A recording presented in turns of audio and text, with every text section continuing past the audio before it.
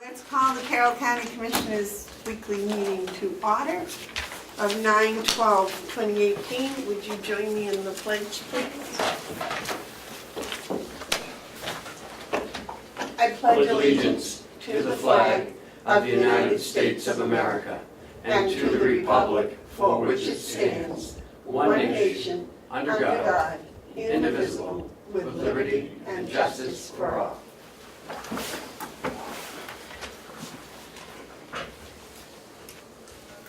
Okay, now we need to go back and approve the minutes for August 22nd and 29th and September 5th also. And Okay. Now, August 22nd, we have a new copy. I'll wait a motion for the approval of this new copy.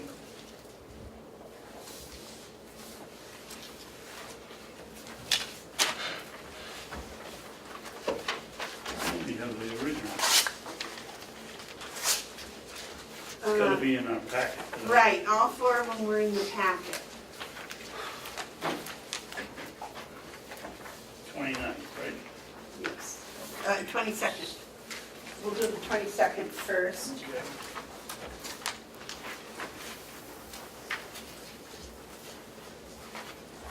I had to add this one.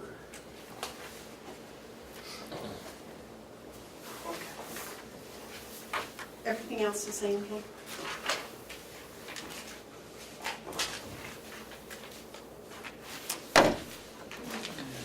Well, here's mine, it was in my packet. That was what was in my packet. You've got one in yours, haven't you? Yeah, he's got one.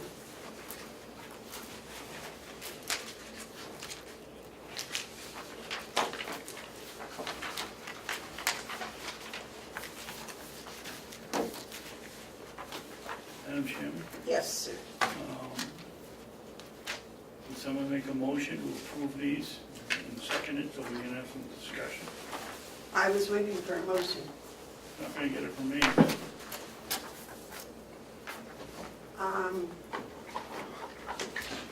If there is no motion, what do we do, Jeff? We vote? You have changes you want to make? Yes, we discussed this a week ago, 2 weeks ago, 3 weeks ago. 3 weeks ago.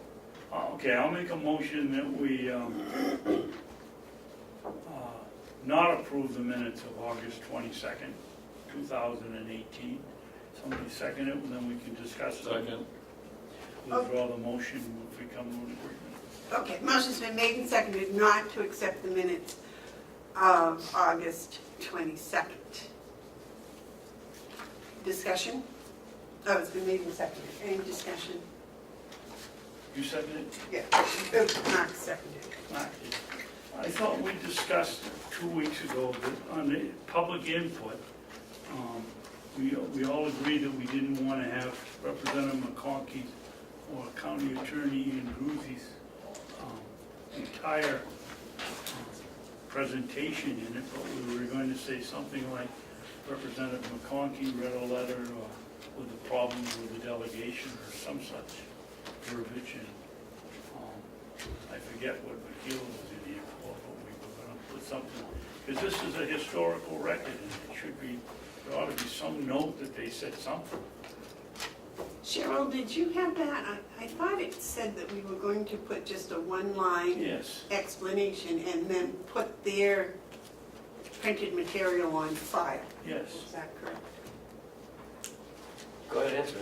Yes, but I was under the impression that Commissioner Hounsell asked Commissioner Babson to write something up so he could review it before we actually added it to the minutes. He wanted to see the language. That's what I was I don't remember that, but if that's what's done, then it's my fault, and I will get it done this week. So the motion's been made. I'll make a motion that we table the motion in front of us. Second. Okay, motion's been made and seconded to table. All those in favor? Aye. Aye. The motion to table was not to approve, so. Yeah, you'll call next week, or just, No, we take it off the table, and then we just pick it up when we have Next the week. language. Yeah. So it's tabled till next week. Okay, so we read a line written by Babson.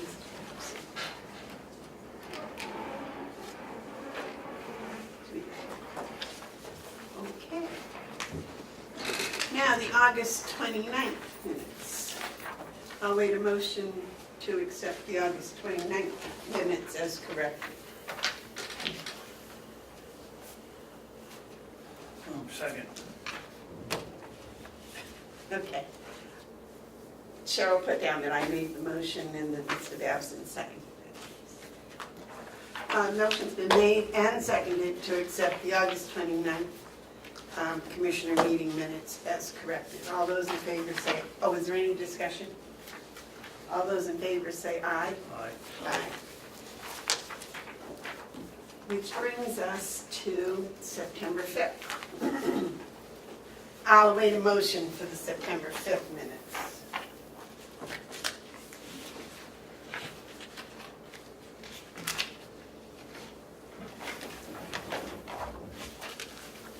David, you want to make a motion on September? I'm going through my paperwork because I picked up copies of this the other day. Got too many here now. I'll make a motion that we accept the minutes of September 5th, 2018.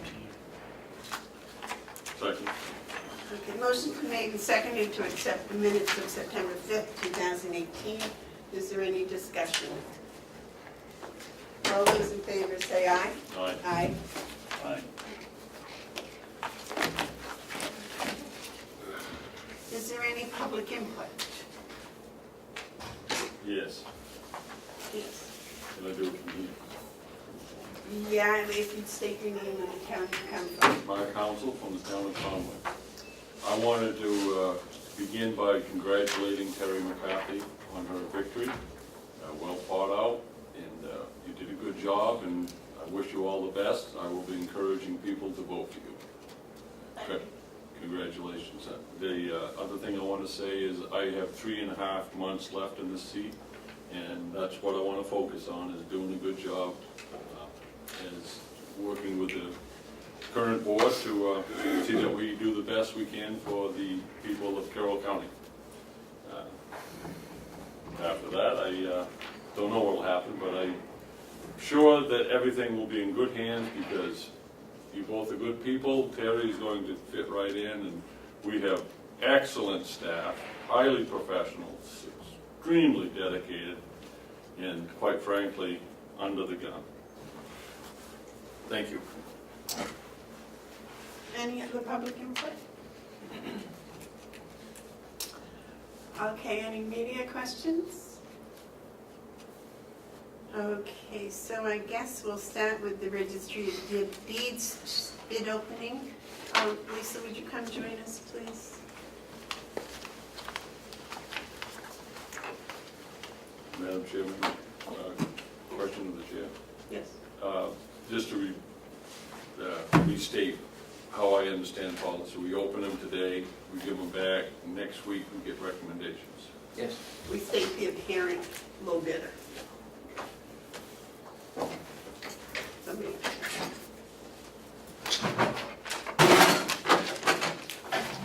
They come with tools.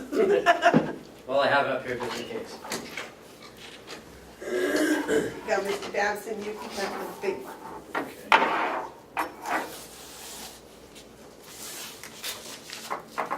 Little three. Pardon? Three. Yes.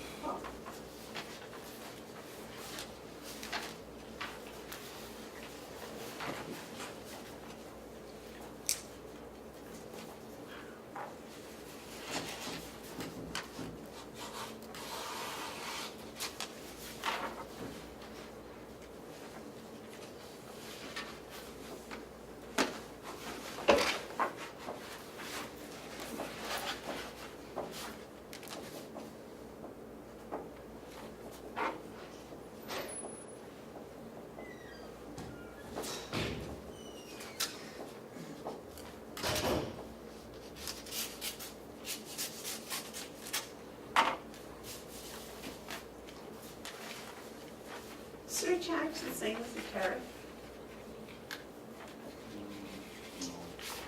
No.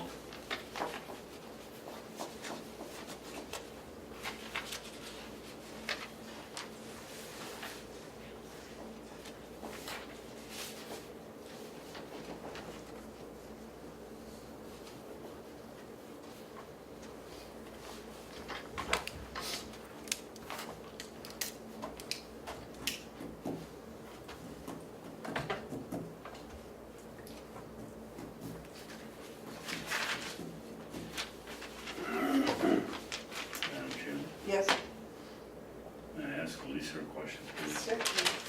Lisa, why did you ask for 16 shelves when it looks like from this bid that 15 shelves were the standard? We have some shelving with 15, some with 16, Okay, and you get one more book on a shelf with 16?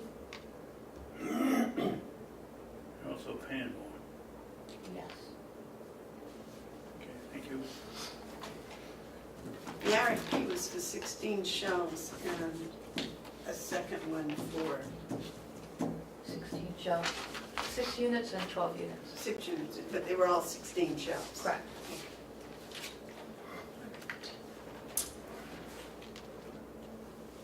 Do you have the bids, David? Pardon me? You want to read your bids? From Spectra Associates in Delmar, New York. I don't know whether, should we ask for 6 and 12? Yes. Okay. Their price for 16 shelf tiers are $120,020 each, or $6,120. They note here if you want 15 shelves per tier, deduct $75 a unit. That's for 6. For 12, same situation on the 16 and 15 shelves. I guess they're giving us the same price, $1,020. And it's a total of $12,240. Does it have shipping on it? Oh, also? excuse me, and the shipping is, on the 6 units is $865. The 12 units are $1,365.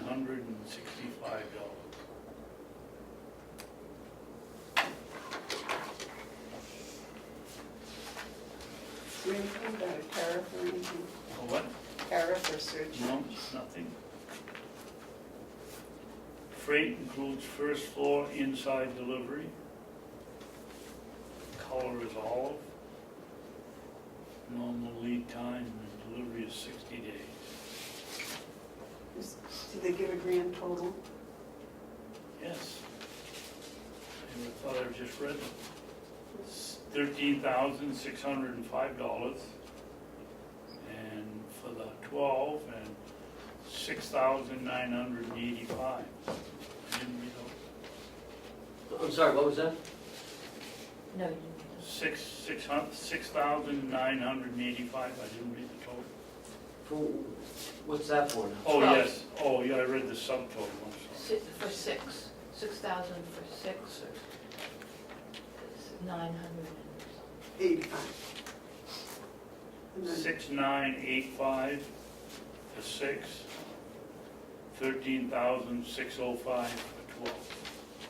That's the total bid. Okay, and Mark, yours? Yes, County Records Resource, County Record Services, CRS LLC from Old Hickory, Tennessee. There's 6 metal roller shelving, and these are all with 16 shelves. 6 of them, their delivered price is $6,038.90. The same thing for 12 is 11,600, and again delivered, 11,689.60, $11,689.60. And if we choose to purchase the 6 and the 12 together, the delivered price is $17,026.70. And I would just question that if delivered means, is it delivered to tailgate or delivered inside the, where we want them? I asked for delivery into the office. Okay, you may want to clarify if this is your, because it says delivered, and sometimes you want to clarify whether it's delivered to the tailgate. I think that's called FOB, freight on board. Okay, mine is from Co-File Technologies out of Essex, Vermont. And they have an 8% steel surcharge. So their 6 units is $7,511.72. And their 12 units is $14,657.24. I'm sorry, would you read that last one? $14,657.24.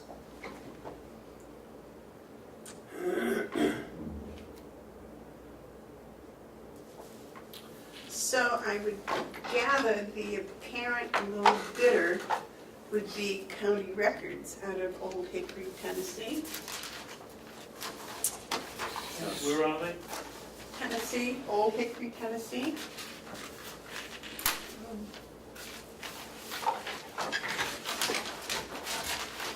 So if we put them back in the envelopes and give them to Ken and Lisa to review during the week and come back next week with a recommendation. Thank you. Thank you very much. Yeah, bring the copies too, please. Yes. Email them? Yeah. Thank you. Thank you very much, Lisa.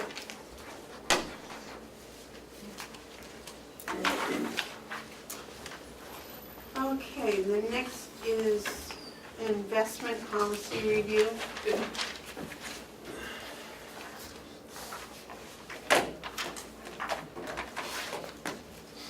Madam Chairman, I would like to start the discussion with a motion that we mark these as reviewed, no change,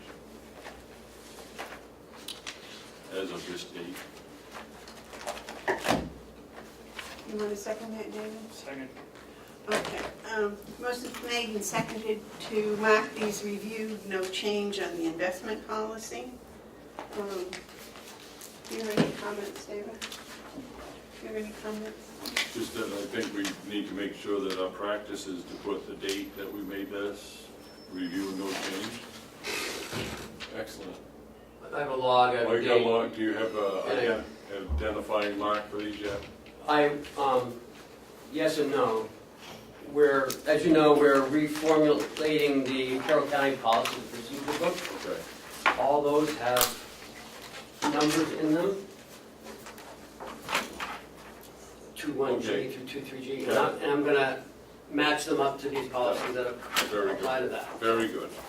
Now, my only comment is this one, the last line on page 3, says the treasurer and county commissioners will review this policy annually. I take it this is the first time it's been reviewed since 2015? Yes. Okay. So do we want to do these things annually or change that somehow, Mark? Something's tipping in my mind that I think we're required by RSA to review the investment policy annually. I believe that's an RSA. And the only reason I think that, because we do it every year at the school district, and we're told that you have to do it every year. So I'm not sure that's accurate, but I think it's a good idea, and we ought to check to see if it is a requirement. Well, and if we have some of these that need to be done every year, I think they need to be starred or, Flag. Yeah, I mean, we don't currently use any investments right now, but No, we don't, that's the thing, we don't really invest any money. Right. We don't have enough cash kicking around. If we do, then, Yeah, it usually goes back. right, so We I invested think that in- these are usually for libraries and people who are sitting on trust accounts, I Well- think. But I still think we ought to check to see if there's an annual reporting Yeah, I requirement. I'll do that. But I have, this is pretty standard, this isn't anything that I have. Well, I would just like, if it's not an annual requirement, that we just remove that line, because we don't have any investments, so it's just. Okay, Madam next, Chair, yes, David? It seems to me, somewhere in the back of my head, that we had at one point, that we had a CD that we had that we could take out from so many times a year without penalty. the nursing home currently has the Doobie account, and that's in a CD. So we do have one CD over there. Is that under the Doobie account, is that under the control of the commissioners or the director of the Mountain View? No, it's not under, Howie doesn't have any say on the Doobie fund. It would be, it's supposed to be between the delegation and the commissioners. Now, prior to me, I don't know, the commissioners were monitoring it and using it. The commissioners were using it now and then. Yeah, When the trust says for the benefit of all residents of the nursing home, and when it fit that description, it was used. I think it was used in once in my 6 years. Mm. But CD, as far as I know, is an investment, and it says we're not supposed to go for any more than 1 year. Does anybody check to see if the CD is Kathy 1 turns it year, over 2 years? every year. She turns it over. Yeah. Yes, sir. I'm sure there's Treasury's eyes on that account because it's, Oh yes, he knows about it. so with this safeguards in place, and probably there's no safer place to put your money in a CD. You don't get much in return, but It's there. yeah, it's at least, it's not apt to be taken. As far as spending from it, I don't know, I think it would take the delegation's involvement. But I don't know, I'd like to have some clarity on it. Yes, Maybe Ken could ask Lisa to get a copy of the trust Who? record. Howard? Ask who? Lisa, Scott, it has to be recorded from, if it's a trust, it has to be recorded down there. I don't think, is it a trust or is it just a fund? Because it's on our balance sheet as You must a, have left it with some direction with somebody. it's on our balance sheet as an unspendable. didn't we have this discussion when we were talking about a new patio over there last year? And I think when we got all done, David, it was decided that the commissioners would make the decision, but then it would have to go to the delegation because it was like an appropriation or something. Mark? I'd like to see the trust itself so I can review it, so then I don't have to guess what it might say. I want to read it myself, so if we could make that available, then we can have a informed conversation. You want to wait until next week on this? No, I don't think it affects this. I think what our review here did was cause us to see that there's something we need to take a look at. And so I think reviewing this investment policy is already showing that that's a good practice, because I want to take a look at that particular account, Okay, well, the in motion, the terms of it. the motion was made and seconded to mark this reviewed no changes of 9/12/2018 for the investment policy. All those in favor say aye. Aye. Aye. The next one is the seatbelt policy. Okay. Yes, sir. I would like to make this, for discussion, review no changes at this date, but I'd like to make a comment about, or ask a question. Okay. Why don't you ask your question and, well, you made the motion, right? Yeah. David, you want to second it for discussion? Motion's been made and seconded for discussion, and I've reviewed no changes of today's date. Mark, you had a comment? It is it's a question, it's pretty clear that what this says is if you're riding in a county car, you wear your seatbelt. Everyone, including passengers, and my question is, when we're transporting through the sheriff's department, and we have inmates or prisoners being transported, does the sheriff's department require that they all wear seatbelts, and do they enforce that? Is that something? As far as I know, yes, because I've actually seen them transport, and they do reach in and they do buckle them up. Now, they, as you know, they have their own Seatbelt policy. SOPs, that they follow internally. G on this, talks about the sheriff's. Yeah. So anyways, by extension, we're adopting the sheriff department's further procedures specific to their departmental seatbelt policy. That's fine, but I think I would like to see what the sheriff's department seatbelt policy is, because G means we're approving that as well. Well, and corrections is also listed in there too. What is it? Correction code. Yeah, sheriff's department and corrections. Yeah, so, right, I'd like to see those. And for that purpose, I think we should table this until we do see them. All right, make a motion. Make a motion to table. David, you want a second? Pardon? Second. Okay, motion's made and seconded to table the Carroll County seatbelt policy review until we find the sheriff's department and the corrections department seatbelt policy. All those in favor? Aye. Aye. The next one is the right to know, based on RSA 91A. I'd like to make a motion that we review no changes of this date, and if I get a second, I'd like to comment. David? Second.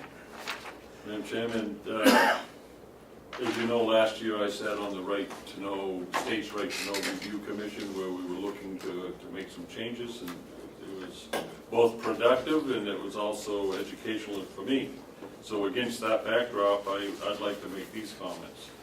In all the different boards that I've ever sat on, and including this one, Carroll County's right to know not only its policies, but its procedures and its practice, what one we're doing the best that I've ever encountered. We are very attentive to the right to know. We do so for various reasons, but that makes us transparent.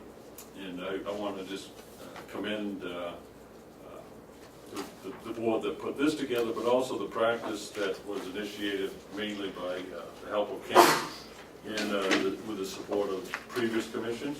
And I think that's a point of pride that the county should have, is that we make it a practice to be as transparent as possible. We even added media questions not just once at the bottom of our agenda, but also at the top. So we're doing what we can, and this policy fits right in with RSA, but it also fits in with our intent to be transparent. David? I'd like to see something added in here. You know, we spent several, I can't remember whether it was days, but I know it was many hours to put together material for Representative Comeau. And it's my recollection that some of the stuff that we did, and we took our help to put it together, never got picked up. And I think we ought to have, if we can, have in here something that states if in some reasonable time, if it isn't picked up, we should have the right to bill the person that wants to get the information. Was that discussed at that No, board that you were on? no. Commissioner Babson raises a good point. But I would think that the rarity of that occurrence is such that it probably doesn't need the, Addressed. I don't think so. It became more of a problem perhaps, but that's a one-time blip. I don't think is necessary to change policy, especially one that is well put together as this one. But I do think it's something that we need to keep an eye on. But that's the only time that I'm aware that it happened. And it's really probably not as expensive. A lot of time. Probably not as expensive as a frivolous lawsuit, so This when right, which it comes is, this right to know policy, the purpose of it is to ensure the timely provision of information necessary to effectively participate in the democratic process. So it's talking about our being timely. If we had a follow-up or a different policy, it might address your issues. Because this is just talking about what our policy is for how Well, if we we have to do it handle. in a timely manner, Madam Chairman, and our help is working on something else, and they have to take a day off to do this, and then the person doesn't show up, I would think that would come under timely provisions. Yes, sir. yeah, and I think maybe Mark's right that it was a one-time occasion, but it was a lot of time. Yes, sir. yeah, I'm aware of that. Those are unfortunate costs that we I think we're to bear, and if it becomes a problem, I'll join with the commissioner to review this. But I wanted to address something Chairman Bevard said. The purpose is the purpose, but paragraph Roman numeral 2 sets out procedures, and C further extends those. So it would be absolutely in line with this intent of this policy to put any corrective language in that of the nature that Commissioner Babson speaks of. But I don't think it's necessary because, again, it was a one-time blip. So I think we should pass this and monitor accordingly. Okay, motion's been made and seconded to accept the Carroll County right to know policy concerning RSA 91A as reviewed with no change on September 12th, 2018. All those in favor say aye. Aye. Aye. Next one, suspension termination policy. So, this has been one that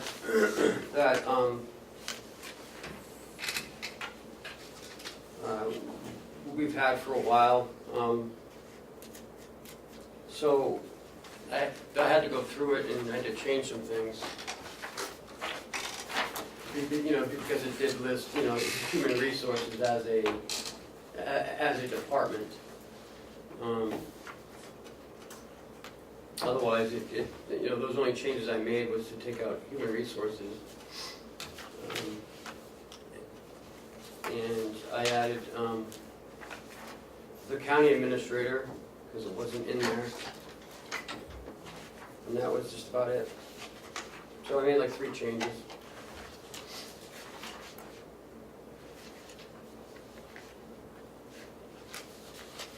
I thought, wasn't there a request in here?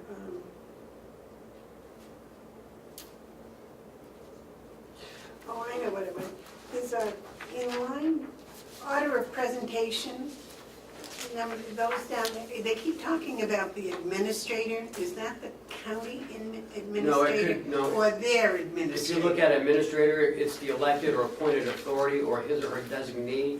administrator of the county, Mountain View Community Administrator, House of Corrections, that would be, that would be the superintendent, registry of deeds, the county attorney's office, sheriff's office, maintenance or finance office. Okay, well, my confusion was, the only one that used the word administrator was administrator of the county. And then in here, we're talking about administrator. So it could be any one of those Right. multiple people. Right. All right.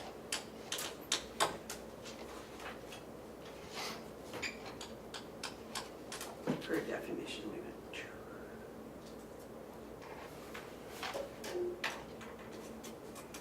Any other comments, gentlemen?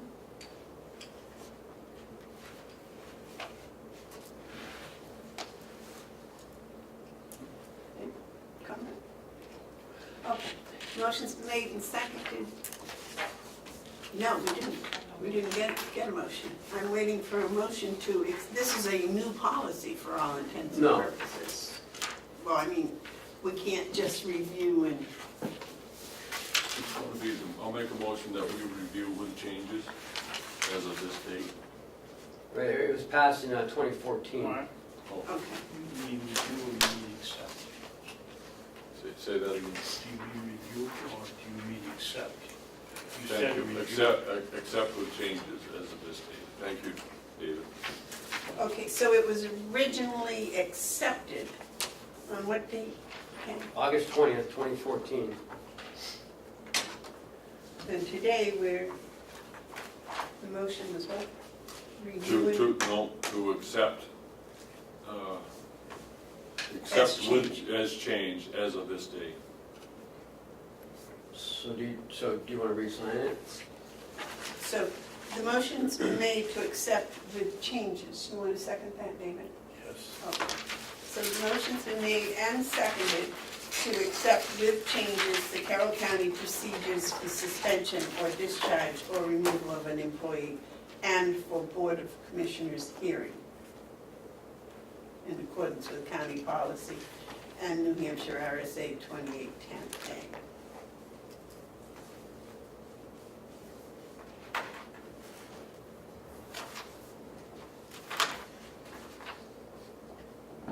All those in favor say aye. Aye.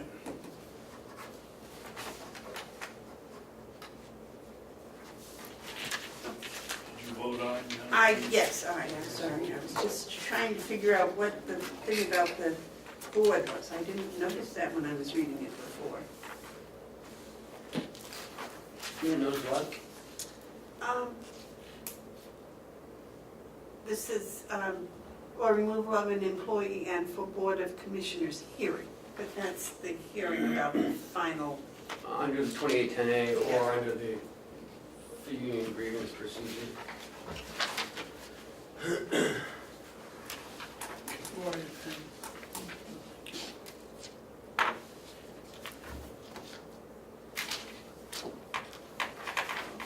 next is Mass Tech swallowing contract for Right. Mountain View. Holly was in a couple weeks ago, we had talked about this.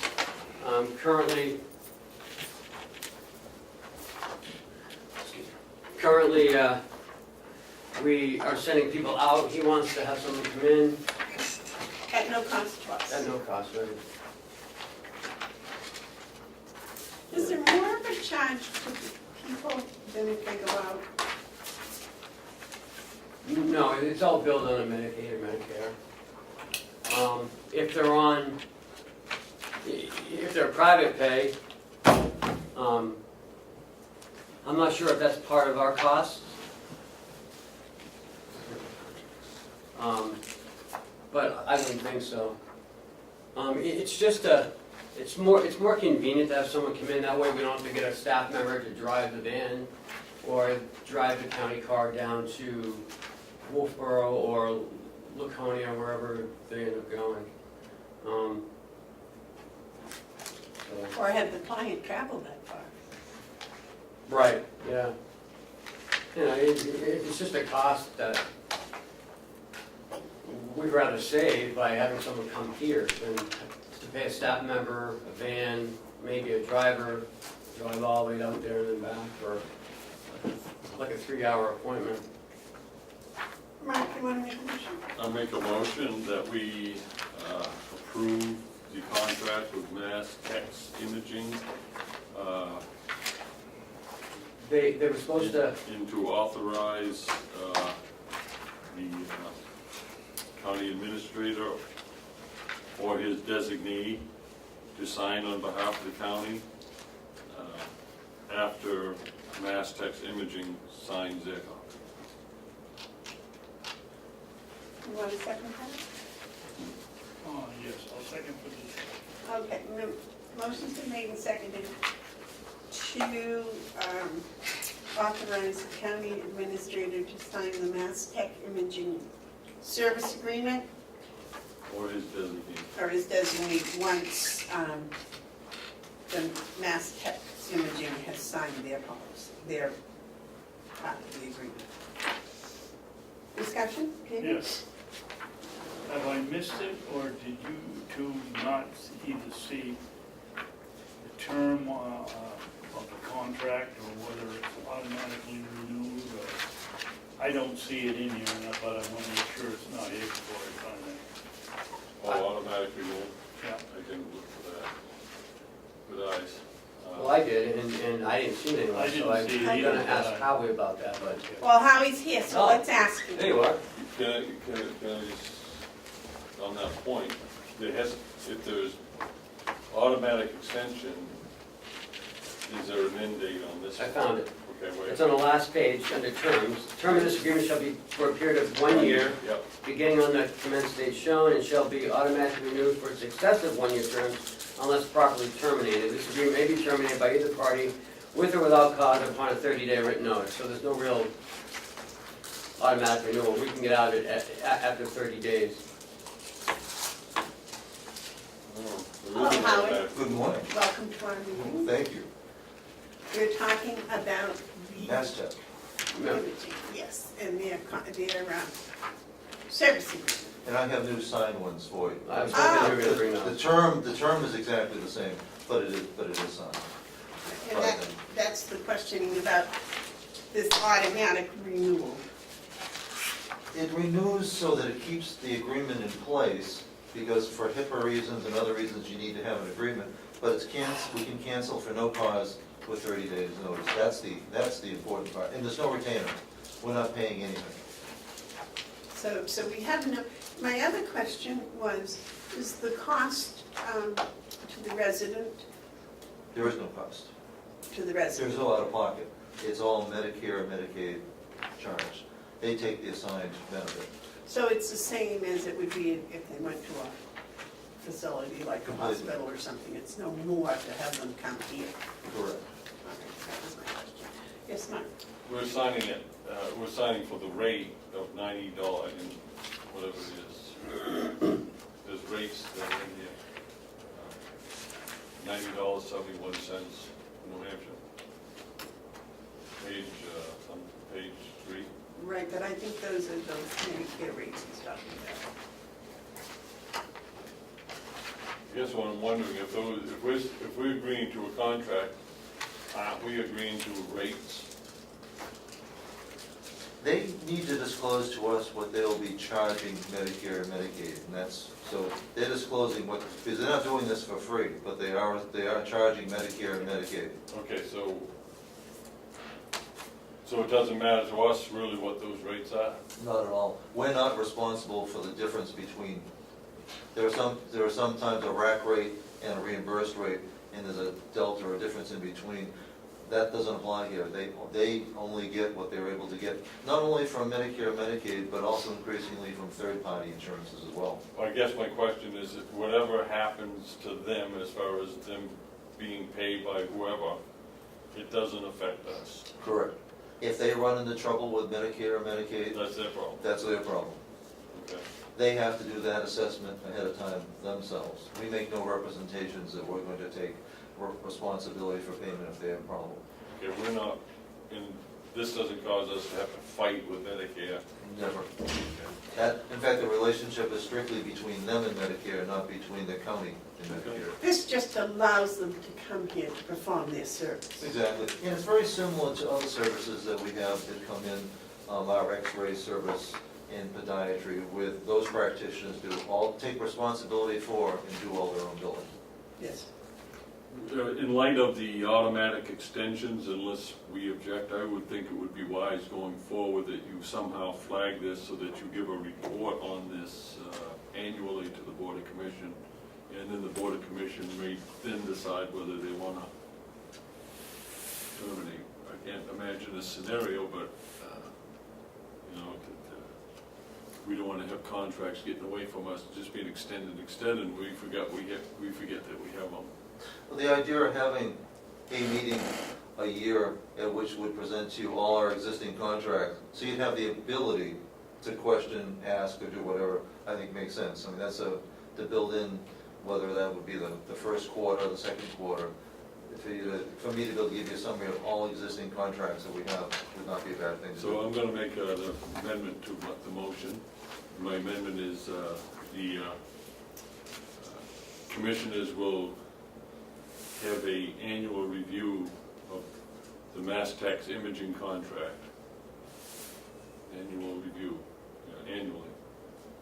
How do I say that? Sure. You said the commissioners will have an annual review. Do you want to? We'll have an annual review of the Mass Tax imaging contract.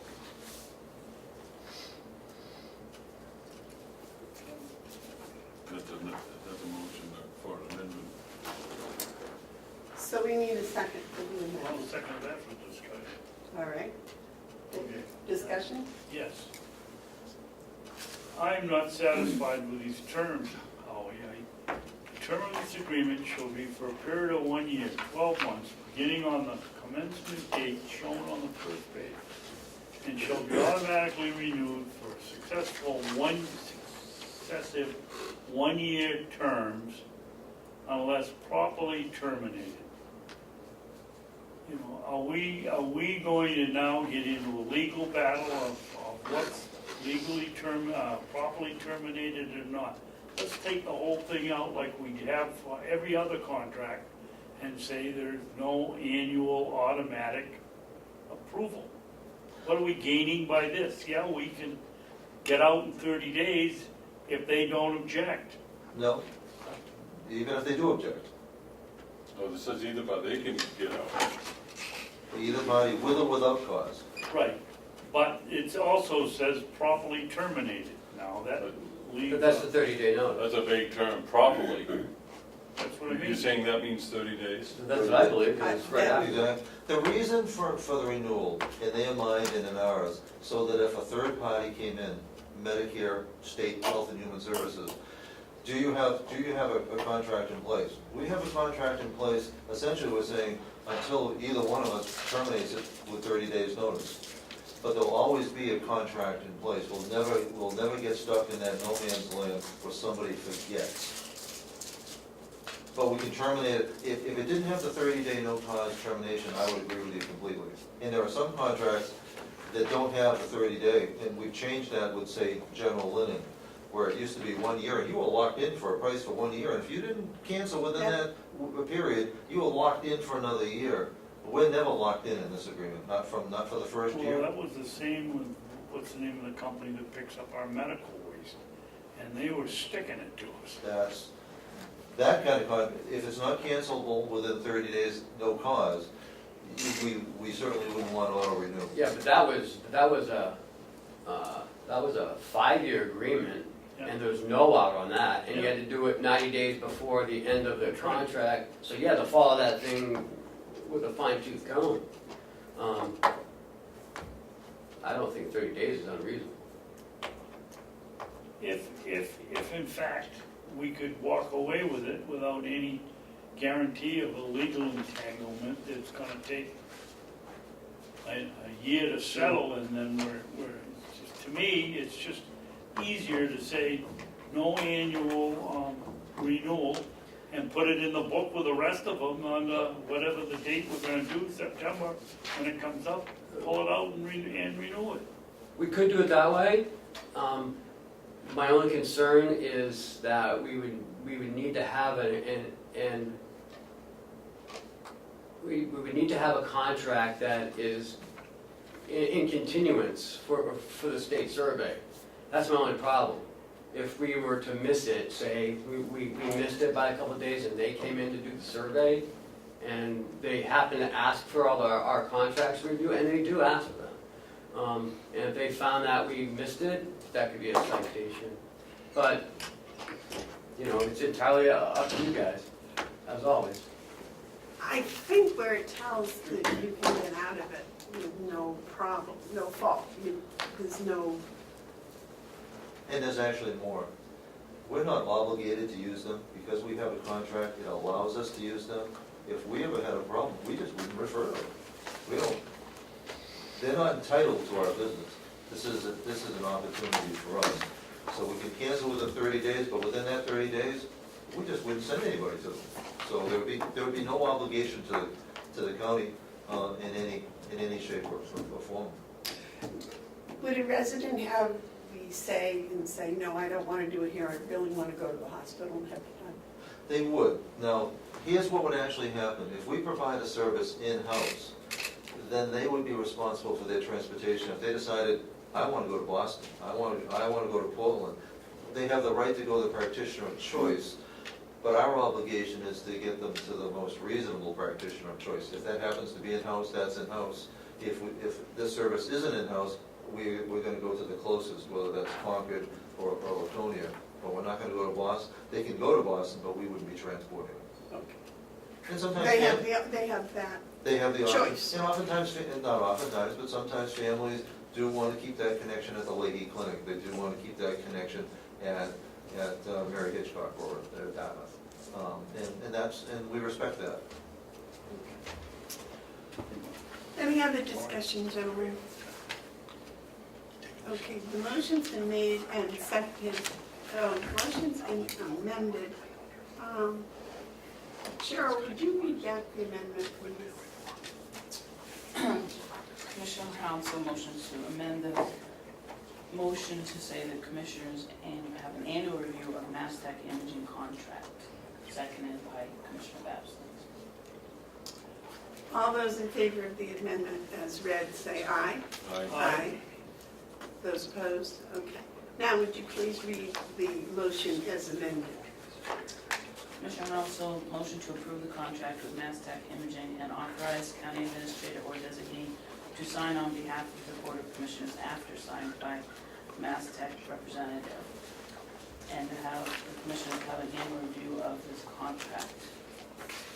All those in favor of the motion as read, say aye. Aye. Aye. Those opposed? No. Motion passes 2-1. Madam Chair, can I then give you 2 copies of the original?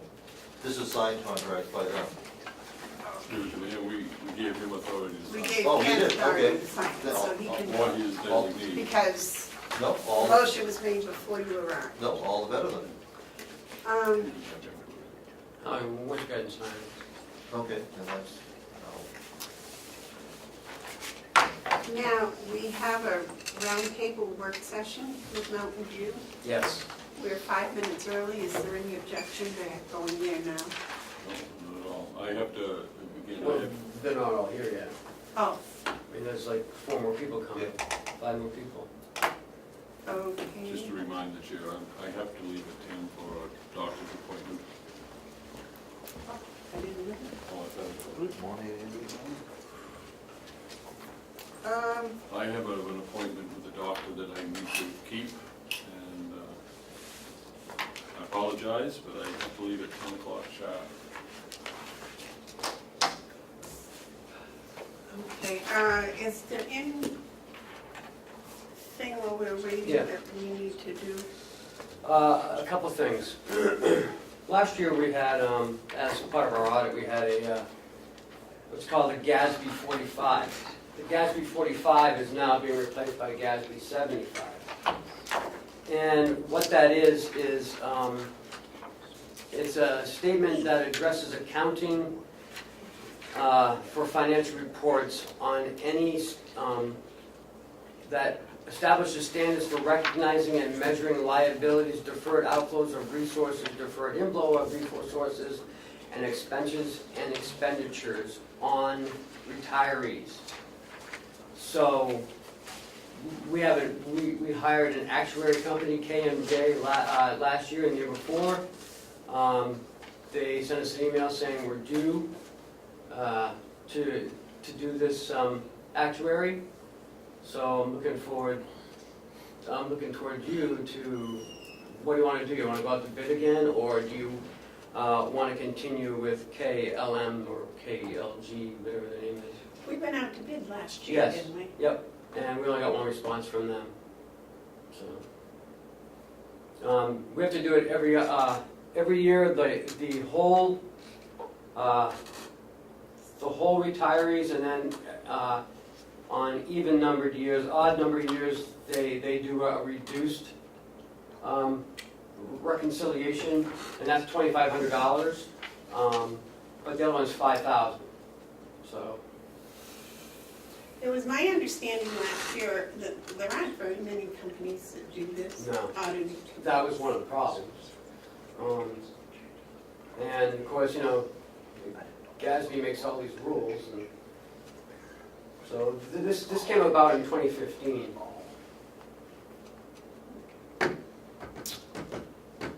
Darwin, what would you like to do? Well, the law says if it's $5,000, we gotta go out for bid. Unless we all agree that we don't want them. Right. I have to think we ought to go out for bid. There's got to be somebody other than the company that we're talking about that does it. I'm sure there is, but we sent it to 4 companies last year. Only one responded. Mark? That isn't an unusual thing. I mean, you may be right. We may only get one response if we go out to bid again, but we don't know that. Okay. Someone else may, and I think I haven't heard enough to say that we shouldn't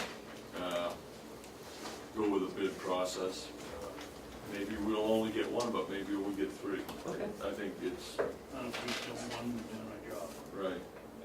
So I agree with Commissioner Babson. I think we need to put it up to bid. You Right. don't need a vote for that. No, I'll come back next week with the bid proposal and we'll send it out. Now, are we all here? Yep. Are- Is Lori coming? Lori is at the New Hampshire Healthcare Association Okay. conference. Then we're all here. All right, ladies and gentlemen, would you like to join us up here around filling the table? Deborah? Grab seats around the podium.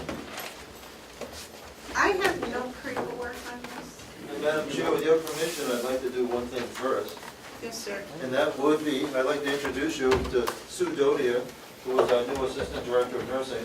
She comes to us from the Genesis Center, Wolfboro Back Bay, where she's previously the Assistant Director of Nursing, and also most recently the Indian Coordinator. So that's been a position that's been unfilled for us for an extended time. So we look forward to her joining. We're grateful for her being here, and we've been looking forward to her joining us for some time.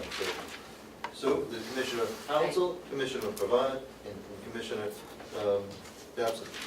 Morning. Welcome, welcome. Good to see So you. glad you joined us. Good to see you. Thank you for joining us. So this came out from a couple of things. One, last Friday I met with resident council, great meeting, I already told you about that last week, and their concern was, staffing, consistent staffing. They understand agency, but they said the agency doesn't know them. They want their own people, and I get it, they're the same caregivers, and but we're at a standstill with that. We do have a couple new hires coming towards you today, but nothing that's going to put the dent that we need into it. Then on Thursday, Howie had his regular staff meeting, which I attended, and that morphed into this roundtable discussion. So I thought it'd be a good idea if we all sat down, we're all on the same page of how we can staff, you know, what it's gonna take to staff, and come up with some, you know, come up with some better ideas that we're having some holes trying to fill. So this is where it came up from, and Jason wanted to be here because he has nurses, it affects him as well. Chris and Bobby here because they want to offer some suggestions if in fact they have suggestions. And we want to do it as a team approach, not just, you know, nursing, not just you know, RNs, but we need to look at it holistically, and we need to look at the whole picture. So that's why the whole team's here to talk about this. So Howie, you want to start, and what have we done in the past 2 weeks? Well, we've been looking at a number of things. It started most recently with a board approval for a hiring bonus. That's an important tool for us to have, but it doesn't generate the fact that more nurses are retiring in New Hampshire than they are joining the ranks.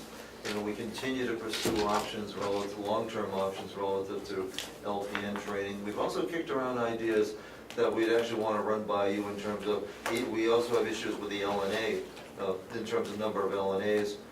We're suggesting that the cost of training, an LNA typically would have to have $1,400 in order to take a course. We're suggesting that we'd like to run a course where, in exchange for a promise of working for us afterwards, that we wouldn't charge an entrance fee, and be very careful about who we let into the course, to get properly motivated people, and to use that as a way of attracting people who otherwise might want to be LNAs but can't afford the training for it. But we're open to any number of ideas, although I have to tell you, when all is said and done, when it's all said and done, we're talking about a marketplace mentality where if we don't pay enough, we don't get enough. It literally comes down to money. Our starting rates haven't changed in over 6 years, and that's a big problem. And we're in a very tight market. We're a desirable place to work. Everything about it is good, but it does come down in large measure, in significant measure anyways, to money. But I should defer to our staff here to give different and maybe more specific perceptions. So what do you think? Jen, you're right in the front of things with scheduling. So you're hearing it from all sides. What? Can I just ask before, so is this meeting, like you talked about the LNA class, so are we gonna get a response from the commissioners as we approach stuff, or is it you're gonna think about it and then get back to us? Probably a combination of both. We've been thinking about, you know, a lot of these alternatives for a while now. So I think maybe some of it we can actually give responses today to, and then other things may take And that's some. kind of, I mean, You've got to educate us. Well, I come from a point of, okay, we can talk till the cows come home, you know, as we've been doing, but we haven't done anything. Well, this is my personal perspective, or we haven't done enough to, so, you know, I think we've talked about it, now we need to put something into action. Well, Madam Chairman, Yes. we have done something about it. This board has increased the pay raise at several different points. So, you know, we want to deal with accuracy, and we want to do it. We want to do it step by step. So, I would ask that you recognize that this board has done something about it, including talking about it, and that's how we're going to continue. We have to talk about it because each step has to be well thought out. Correct. And, but please look at the record. We have done things about it. Okay, I didn't mean that you haven't done anything, it's just, Well, you said we hadn't. okay, well, it's just frustrating from, anyway, okay. Okay, Jennifer, you were going to talk to us about the scheduling and the things that you find, your thoughts. Well, scheduling is difficult, just say for this weekend, 11 to 7, minimum LNAs should be at 8. I have 4. So that means nurses are gonna have to be on the unit taking care of the residents. There'll be no meds passed. I mean, it's a difficult situation we're in. Are you shot on M&As too? They don't use M&As on 11 to 7. The nurses do the meds. But, and one call out, if I manage to get them to minimum and there's one call out, which we have a lot of call-outs. I should have brought over the binders of call-outs. What is your solution? Increase morale. Not just pay, but increase morale, because it is so down in the dumps, it's ridiculous. Do you have any suggestions? Come over and spend a day with them. See how hard they work. See how much passion they have for what they do. But when I hear a staff member that used to work here that wants to come back and was told by a staff member that's already here not to because it's so bad, it's really disheartening. And I think on that note, we've always had a great reputation, and now that's being impacted, because we're hearing it from families, we're hearing it from residents, and it's out in the community that, that the care is not the same, because it can't be the same if we don't, due to nobody's fault. And I like to second what Jen said, we have some great staff that work for us. I myself worked the other day from 3 in the morning till 7, which is beside the point, but what was brought to, it kind of was a light bulb, was the LNA that I worked with was absolutely phenomenal. She was caring, she was kind. We had a resident that passed away, and she couldn't have been more, more wonderful with the family and with this resident.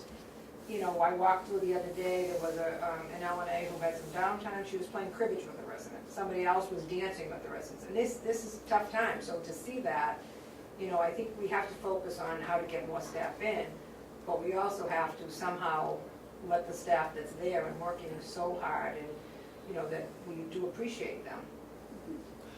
Because we have some great staff. This is totally off the subject, and I'm sorry, but it just popped into my little brain. The high schools, are they producing LNAs?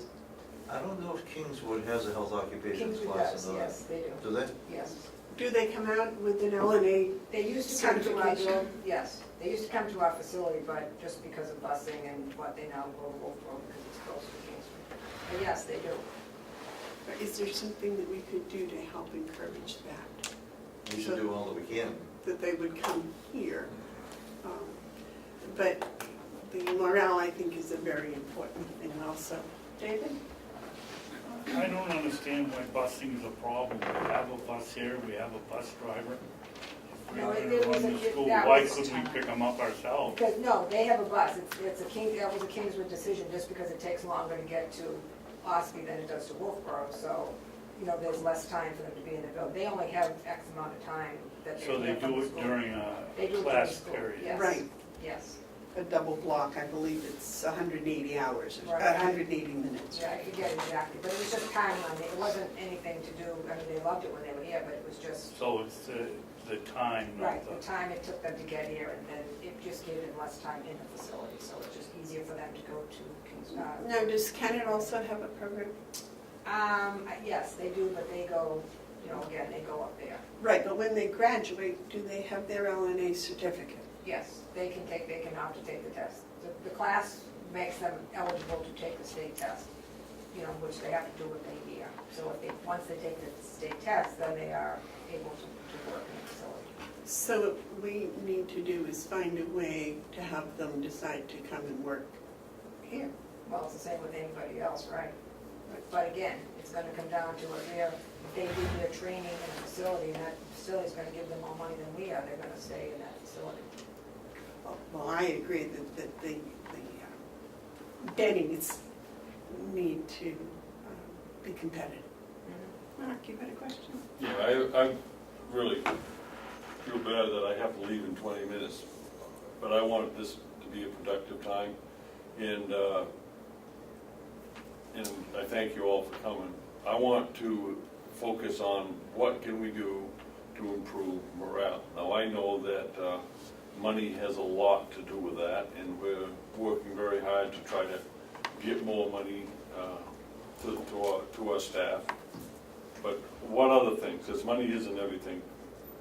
What else? Going over and visiting and seeing what they do, that's an idea, but what else can we do? People like to know that they're appreciated. Can we do more in that area? That's what I want to hear, is your ideas on what can we do to increase morale. Because if people don't feel good about their jobs, you're going to see things like call-outs, people leaving, and scheduling nightmares, probably. Some of the things you have to deal with. So the time that I have, I'd like to tackle that a little bit. What can we do to increase morale, in addition to paying more money? So, Howie and I met with the union membership last week, and they were really great, sympathetic to our situation, and The situation being, Lack of personnel. the lack of help. So we are now starting at the end of this month meeting. We're having labor management meetings to talk about morale, to talk about how can we help the staff, what can they do to help us. It's been a blessing the last couple of months working with the union membership. It's changing, and they've been very supportive of us, and they've offered us some suggestions last week. And one was this meeting we haven't had grievances for about, 6, 7, 8 months, maybe a little longer.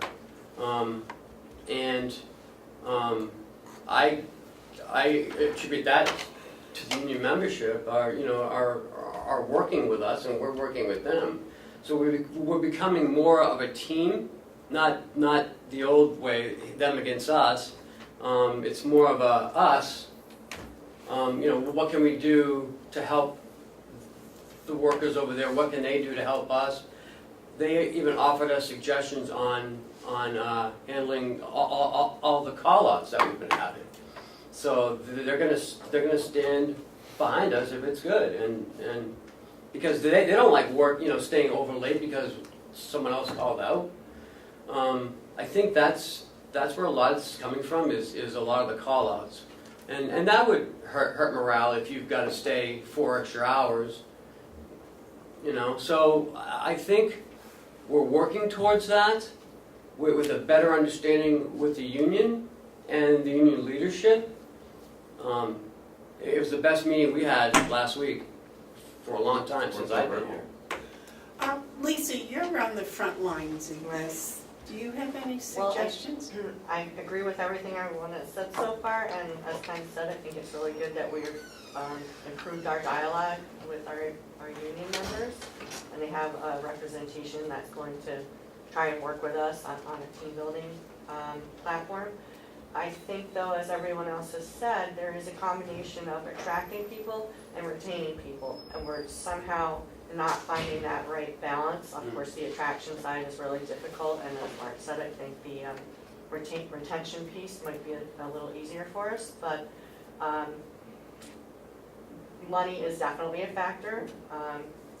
Folks have been struggling for a while, not getting raises and things like that, but now they're also asked to work in conditions that they haven't been used to, and they're under a lot more stress and strain.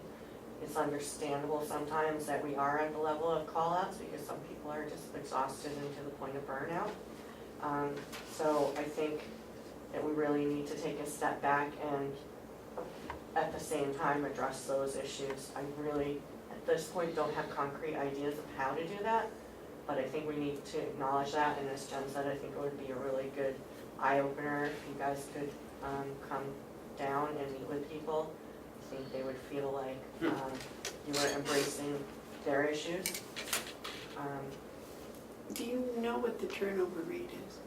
At this point, I don't have an exact calculation, but I can tell you that there have been a handful of people, more than a handful, that in the 3-5 months that I've been here, I have gone through the hiring process and they're gone already.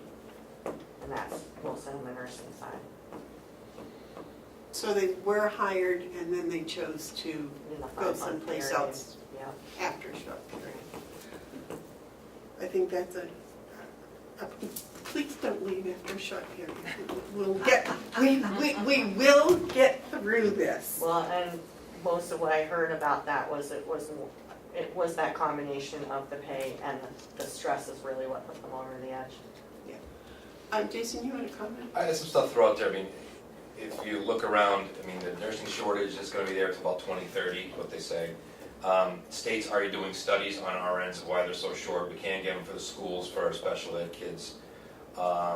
They've raised the pay everywhere, and it's not just in nursing, the hospitals themselves, I've lost 4 people to just security at $5 more an hour. New Hampshire also is experiencing more people leaving than coming in the state. New England in general. Vermont right now, they'll give you $10,000 if you're willing to move to Vermont and stay there and you work from home to attract people, hoping that they'll stay. New Hampshire's in the same boat, where the colleges are struggling to get people to go to the colleges in New Hampshire. As most of you know, I'm working on finishing my master's course, and it's all in policy and office economics, and we are hurting across the board in a workforce in general. The governor has put some money into the workforce to try to attract people. State Prison in general spent $300,000 on a media campaign to get people there and gave them a 10% increase, and are still struggling even in that field for them. So it's across New Hampshire in general of working people. It's very, very difficult. Not going away anytime soon. Howie, your sign-on bonus, did you get any response at all to that? No, Nothing to date. now that's been out almost 2 weeks. Yes. Well, that was geared towards a almost non-existent population of RNs. Virtually any RN who wants to work is working. Or as many are getting ready to retire, which isn't the best time to jump ship to change. So it's a good tool to have, but it was not the solution. I noticed when I was signing checks the other day, some of the traveler RNs are working just extraordinary amounts of hours in a week. And, that put up a terrible red flag for me that we have to do something. Mark? Okay, so every time we have this conversation, as it guides to whatever morale, scheduling, any of it comes down to resources, comes down to money. And so I've been looking at this pro-share overage that we have been blessed with. We were counting on $1 million in that revenue. And I have come to the position that the $500,000 more than we get that was projected, we got 1.5 million. We have $500,000 more in revenue. That was obtained by the staff at the nursing home, the incidences at the nursing home, the function of that formula, however complicated it is, without dispute, brought to the county $500,000. Correct. And I think it would behoove us to tackle this crisis, because it's a critical nursing shortage. It isn't just a nursing shortage, it's a critical nursing shortage. And that means that people's morale is affected because of the overwork and the stress that comes with it. That is absolutely the button we have to push. We have to address morale. Now, money only solves money problems, but what we have here, I believe, is primarily a money problem. The facility is well run, it's clean, it's in the top 10% in the whole country. The staff is highly professional and hardworking, and they're deserving of some of that money that they were participants in generating. So I would like to see this Board of Commission take a position that we're going to put more money into employees at the nursing home. And we're able to do this without raising taxes, because we got $500,000 more based on the good work from the nursing home, and that they should have first dibs on that, at least as much as first dibs on pumpkins. And so I would entertain that we should today take a position as a Board of Commissioners that we're going to approach the delegation with the idea that they allow us to use a significant portion of that overage that neither they or we expected to fight this critical nursing shortage. I think unless we do that, we're just talking around in circles, and I want to see your downturned faces turn to upturned faces, because we have tackled this and solved it somewhat. So anyway, that's the position I think we need to put more money towards it, and we can do it without raising taxes. Now, didn't we just talk about, those were per diems we offered more Right, money to? correct. Per diems in our non-union. Did the per diems respond well to that? That hasn't been launched yet, so our hope is to be launching that in October. We have to rework all the per diem contract. It isn't just an increase, it's a change in all the terms based on the weekends that they work. Right. So we need to get all that term, but that's, the intention is to launch that in October. But we also need delegation buy-in on any of these solutions. Well, that one was okay, because we already have the money for that. The other question I have, because I think it's more than just money. May I add to what Howie said? Yes. So Jen Dockham and I actually had a discussion about the per diem, and we appreciate the idea of the increases, but being that we are in such a crisis situation for scheduling, there was some concern that if we launched it too soon, we might actually make our scheduling issues more difficult. Right. So that's also some of the reason why that hasn't gone out. Yes, Joe? I actually have 2 more LNAs that are going to be switching to per diem because of the rate of pay. And they're fine with not having their health insurance and benefits and all of that, which is really sad. They're young moms with families, and I mean, it's just.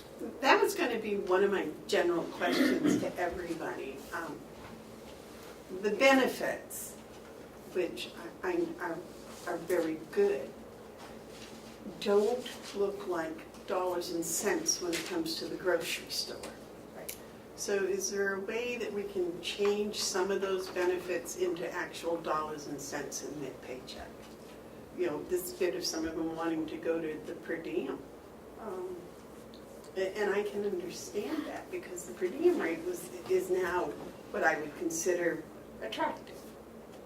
Can I just speak, I'm not, Yes. no, I come from, I do staff development in our building, so I strictly deal with the nursing. I don't get involved in all the policies and how anything happens. I mean, well, the nursing policies I do, but as far as money and stuff.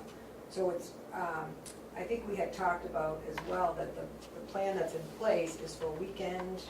Right. And Improvement. I've been told by some of the staff, because as staff development, a lot of the staff come to me with their concerns, their frustrations, their whatever. And I try to tap into all 3 shifts to get everybody's perspective.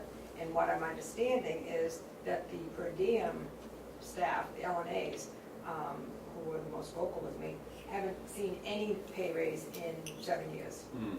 So even though we're gonna try to attract the weekend, I think we had discussed this, you know, we need to somehow increase the base pay as well. That's part of it. That was part of it. I believe it was a $3. For those that would stay under exactly the same terms, it'd It be was a $1. dollar increase. And for those who chose more weekends, it'd be even more. Yes. Just talking about morale and different things that could be done, we had done the call-out challenge, where if you didn't call out for a month, the following month you would get a punch card and you could get a free meal in the cafe. And that worked fairly well. One of the other suggestions I had is, you know, get a $10 gift card to Hannaford, a gas station, Dunks, wherever, and if they didn't call out for the entire month, that they could come I like that. and pick a gift card. But when I suggested that last year, you said that would cause a union problem. Well, yeah, it doesn't now, because what I'm seeing is the union actually would benefit by such things. Is, you know, this crosses over. I'm not concerned about that. We have a good relationship with ASME, the members, and I think these are the type of things that we need to do. I really think I got an idea at some point here, and again, I apologize, but I like to just put it out there after Ken had his hand up, but I like to put my idea out. Well, I'd like to reissue my idea of a year ago, that those people that work their 40-hour shifts, and they come on time, and they leave reasonably, at the end of the month, they get a bonus check, you know, or thank you for being responsible and doing what you said you would do. That was, So we mentioned it to the union, And they actually asked us about it, if we could restart that up again. As far as, as far as showing up for a whole month and not calling out. And so we are going to do that. Union couldn't be more in favor. Right. Because I think I suggested $100. Well, no, I'm going with gift cards and stuff like that. I've got to leave, but I wanna throw something out there, because I really appreciate this meeting, and I think we're going to get to the bottom of things and improve things. I would like to have this Board of Commission direct everyone to with an idea that it will be paid from the overage from ProShare. Come up with a comprehensive morale boosting plan, which would include money, time off, whatever, gift cards, whatever, in order to address morale. And if we have that plan, then we can work on that to present it to the delegation. I know you all know that we can't do anything without delegation approval with the expenditures of fund, but once they become aware, and this should help, this will help, that we are in a critical nursing shortage. And once they are aware that we don't have to raise taxes to address it, I think we would find their support coming quite readily. It may take a little bit more time than we want, but I think the time to begin is now. So I would ask that the commission direct a return with an idea on how we can put enough money into it using the ProShare overage. So I apologize that I have to leave, but I have a doctor's appointment that I just have to keep it. Yes, sir. So, I'd like to hear from Sue. No, I do, because you come from Wolfboro Bay. Yes. You come, and what was your experience there as far as staff, morale, everything that we're experiencing? Is it just here, or is it Well, everywhere? there's a nursing shortage everywhere. Yep. That's for sure. The unfortunate thing is that Wolfboro does offer them more money to come in. And that's the first hook out there. So if Mountain View is going to offer $3 or $4 difference an hour than what Wolfboro is, and it's gonna, works out the same drive or however they're comparing it, you're gonna go to where there's more money, because everybody's gotta work, Mhm. and especially with the young people. The benefits there are not as good. We only have 4 holidays, and the county has much more. But basically it comes down to the pay. We have a lot of call-outs, and call-outs is from burnout. And this is how the morale gets to the point to where it's a snowball effect. It just keeps going and going and going. And we had the same issues over there. They did offer bonuses, and that worked for a while, and then people literally burnt themselves out, because after a while it doesn't matter. If you just can't go to work the next day, the money doesn't matter. So it's just a quick fix, basically, the bonuses and all of that. You have to create an environment, which I'm on tape saying this. I think the county facility, just being there, the few days that I have been, I don't understand why, other than the fact of the money, why anybody wouldn't want to work there. It's clean. The staff have been very warm and welcoming to me. I've had, everybody's been really fantastic. Other than the fact it's the money coming through the door. I had actually applied a year ago, and the money wasn't there, and I can't go backwards. I have to at least stay on the same plane, to where I'm I have a question, because I know a lot of our LNAs work overtime to make up for the shortage. Has there been any analysis done, or is it possible to do an analysis to figure out if LNAs that do this overtime, if their pay were changed so they got the same pay for 40 hours? Because I've been over there, I've seen what they do. And I would think 40 hours would be an exhausting week, period, without the overtime that they put on top See, of I'll it. defer to Jen, but I expect that many of the people who are working overtime are doing it to help out, not because they particularly want to, but because they're dedicated and caring, and there's holes in the schedule. Oh, yes, And Jen's very persuasive. oh, yes. Yes, A Jim. lot of times when I will ask somebody to work, they're like, well, I'll do it for you. You know, not because of so-and-so called out. But yeah, Can I add to that? they're good Yes. about it.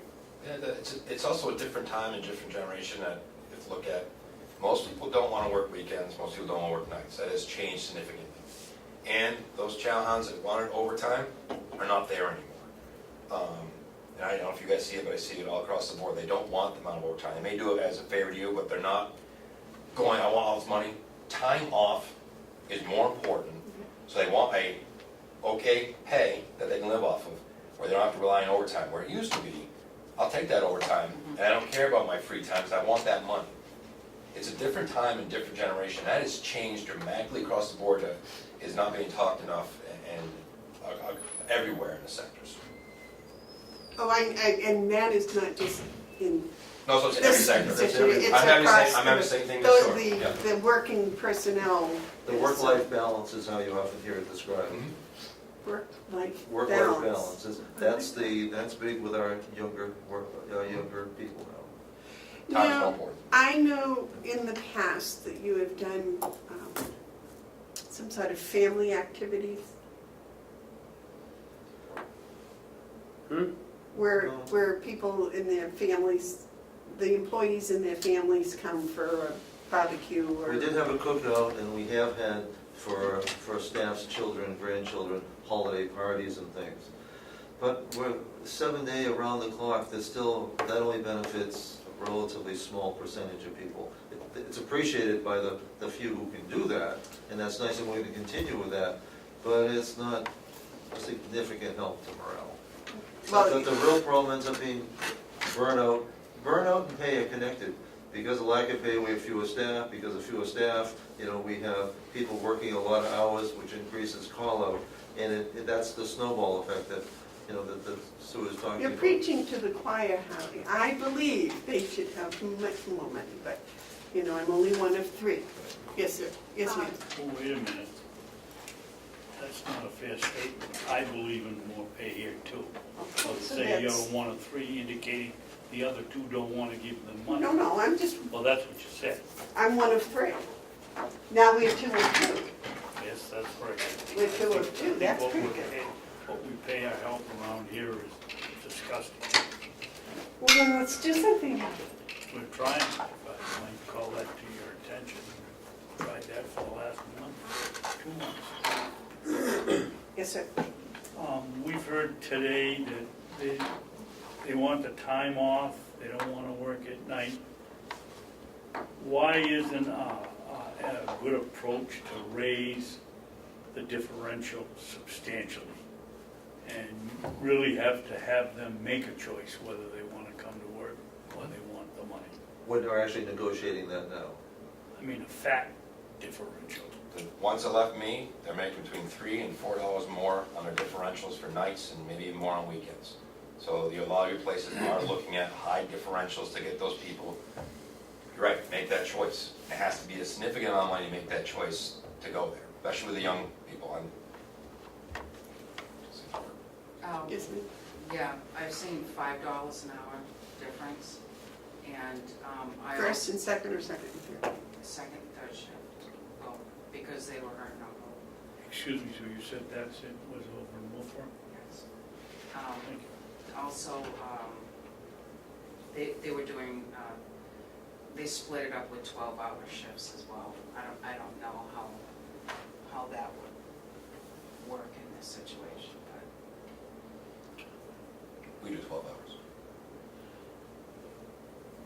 It gives them more days off at the end of the week. If you use a picnic schedule, you never have Friday, Saturday, Sunday off. Jason, do you Jen, work 3 how would 12s? that help with the schedule? Only every other weekend.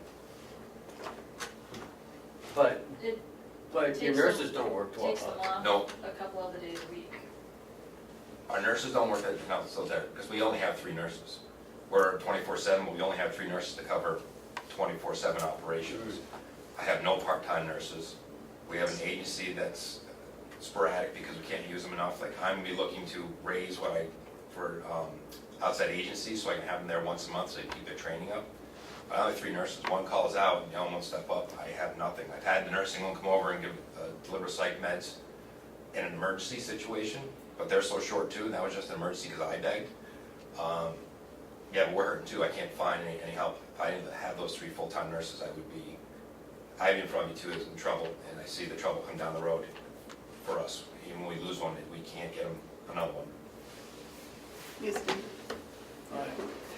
It seems to me, I don't mean to put this into a nutshell, because I know it's bigger than that, but first of all, we've got to find a way to train people to become LNAs and MNAs and LPNs. Secondly, we've got to have enough money to attract them, because I think once they get here, I was under the impression they wanted to stay here, but Lisa tells me that that's not necessarily true, so I think that should probably be investigated as to, if we've got them here and then they don't want to stay. So that needs to be looked at. I think if money would solve the problem, I now believe that the commissioners would be in favor of doing that as long as we can work with the union. And I think also the morale issue, if I know as a single parent, when I was worrying about money and taking care of everything that had to be taken care of financially, I could not concentrate on what I had to do on the job site. And so I think that the finances is probably a big part. But the other part is most people spend 1/3 of their life at work. And I was fortunate because I very seldom went to work. I went to school and I enjoyed what I did.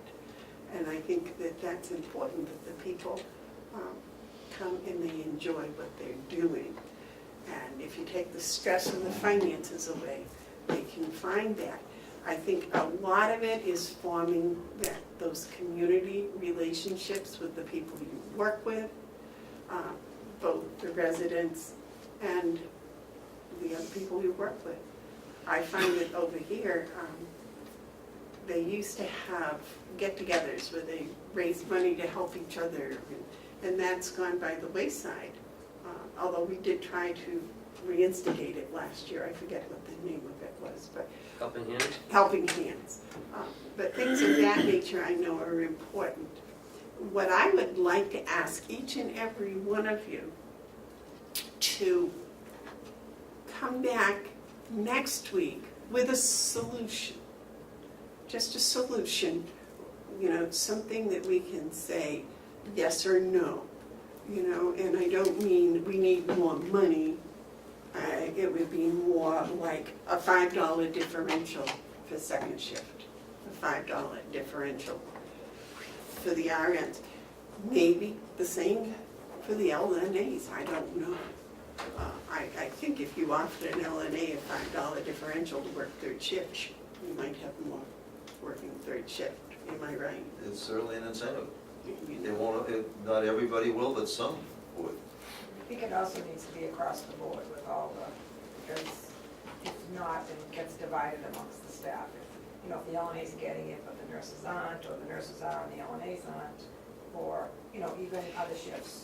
Even dietary, anybody that does extra, it needs to be across the board. I have heard that complaint, that we're concerned about LPNs and RNs, and that the LNAs are just kind of there. And I feel the opposite way, I'm sorry, but I think the LNAs are just incredible. I've said it many times that their job is incredible. If Yes, it ma'am. wasn't for the LNAs, there would be no building. Exactly. Never mind the nurses, if it wasn't the LNAs, it would not be there. And so I agree that we need to address all of that. Yes, ma'am. Something that just happened, and again, I don't know how it came about, or I've just heard grumblings about it, which impacts morale, because when something happens, then the grapevine is the supervisor pay. So we had supervised, LPNs, RNs, whomever, and you can, I don't know all the gory details, but what I've heard from them, those that are telling me, they used to get $4 extra if they took on the role of, they were a charge nurse, but they took on the role of being a supervisor. Something happened recently that it was discovered that they were getting $4, and in fact, they were only supposed to be getting $2. So the checks arrived and they took the other two, they took the $4 away and they went back to $2, which the supervisors are very offended by this, insulted by this, and now won't be supervisor, because they won't do it for $2. They won't do it for 2 as opposed to 4. So I don't know how it came about, but. Is that correct, Ken? There was something like that, and I believe it's in the contract, so. I mean, it's just, I don't know, and again, I don't know how it happened or what, and I'm just hearing it from the staff themselves. But that was a huge, morale, like, really, we're doing all this and now they're gonna take something away from us that we've been getting for, 100 years? Or, I mean, that might be an exaggeration, but whatever. So it was a change in the contract? No, it's always been in the contract. So, I mean, no one's on the union that said anything about it. I mean, we're in negotiations, if there's an issue, bring it up, but. So your understanding is that they were getting paid 4 and somebody discovered the contract said 2? I don't know if they discovered the contract, I don't know how. Somebody's it been came about. paying them wrong. So, we found the error and we corrected it by contract. But the union should have said something. I mean, I can't knowingly pay someone more than what they're supposed to get by a contract. Now, if there's an issue, we can sit down and have an MOU. But until someone says something, I can't, I'm not breaking the contract. So were they notified that there'd been an error that was being corrected? I believe Jessica and Jen, no? No, I don't think the check showed up and it was, and again, and I don't know, again, I know little about the union and the contracts and how it all works. Yeah. I'm just looking at it from a common sense or a, whatever point of view that if I Careful were- with that phrase. I know, I'm sorry.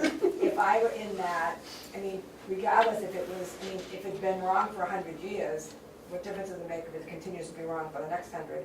We're talking $2 an hour for people that are so valuable, and, we put out a lot of money for our agency and our travel nurses, and we're gonna bicker about $2 an hour for our supervisors who are our own staff.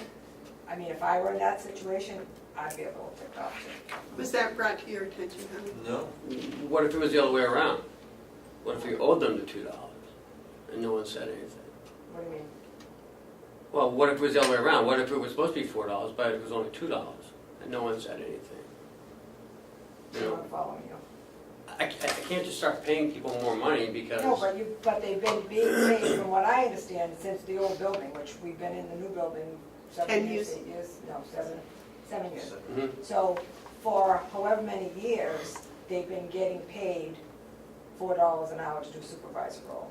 And I know there's a contract and blah, blah, blah, but there's gotta be a way to make an exception. If we're talking $2 an hour for a handful of people, we're not talking a lot of money.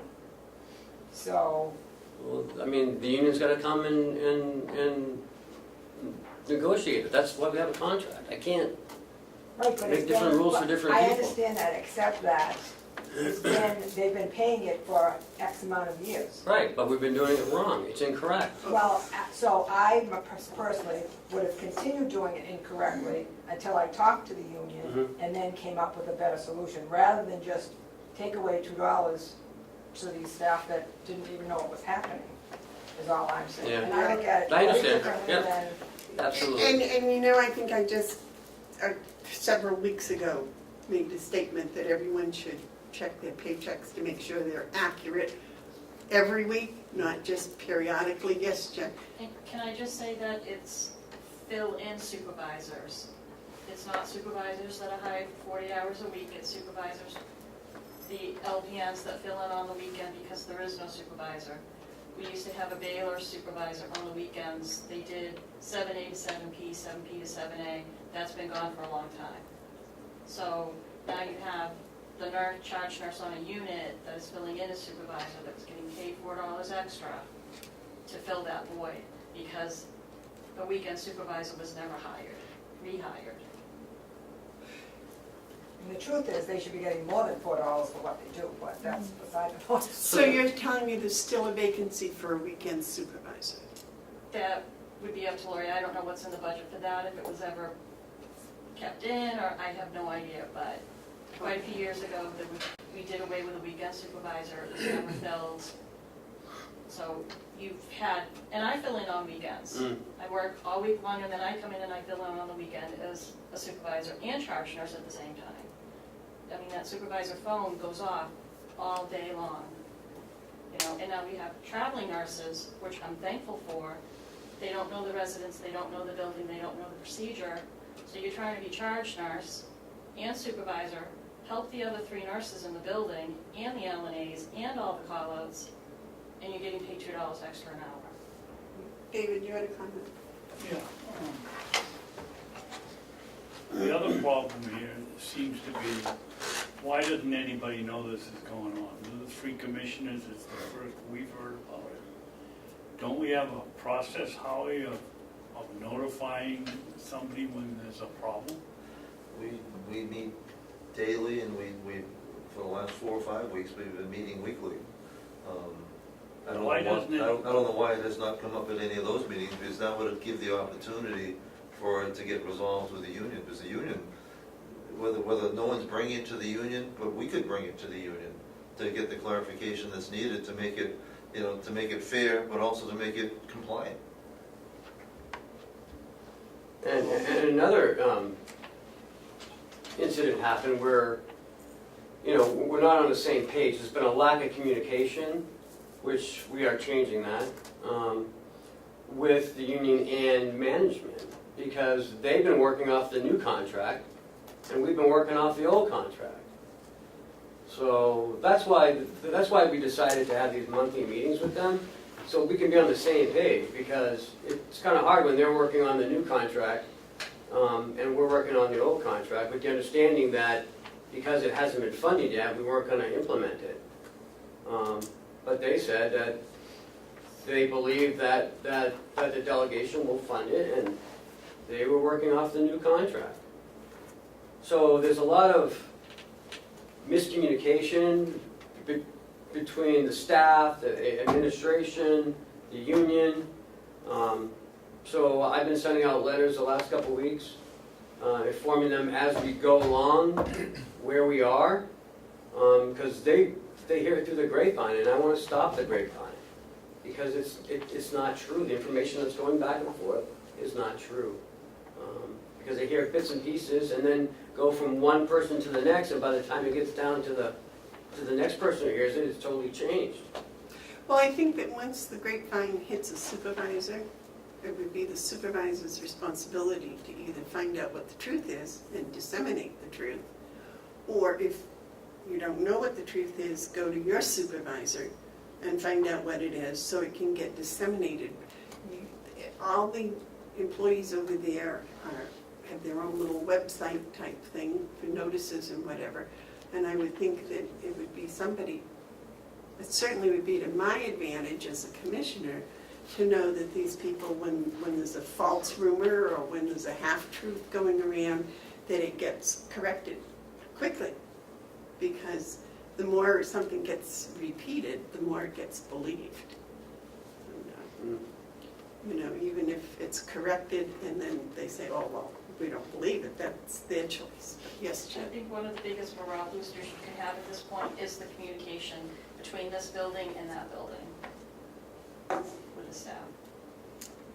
Yeah, I agree with what Jen said. For my role specifically, I've been working really hard on trying to build people's trust because a number of factors have been going on prior to me coming there, and then the differences in approaches for the building.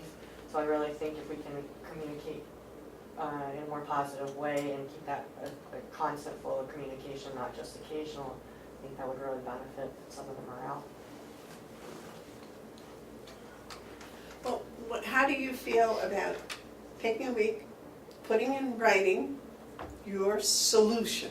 You know, I mean, we all agree there's a problem, but if we get some solutions we can look at and we can say, yeah, you know, Chris may say, well, you know, I had this a year and a half ago in the kitchen, and this is what I did or didn't do, or I tried this and it didn't work. Bob can do the same thing with the people that are under him, because you have supervisors each shift, don't you, Bob? You don't, you just first shift. No supervisors on second shift, and I don't run a third shift. What happens if something breaks third shift? We have an on-call phone. We have somebody on call. Oh, We have a first responder. And if it's an issue that they can't handle alone, they call Call you? me. Yes. Well, I don't know why I thought there was a third person here. I mean, a person here during third shift. It's just that anytime I've heard of a problem third shift, it's always been somebody's been there. So, David, you had a comment? No? Can I ask one more question? So I understand there's now a new process for hiring that the commissioners sign off or have to review or something. Is that applicants that we're gonna hire in the nursing home? Yes. And let me explain to you the way I think it works, the way it showed up on paper.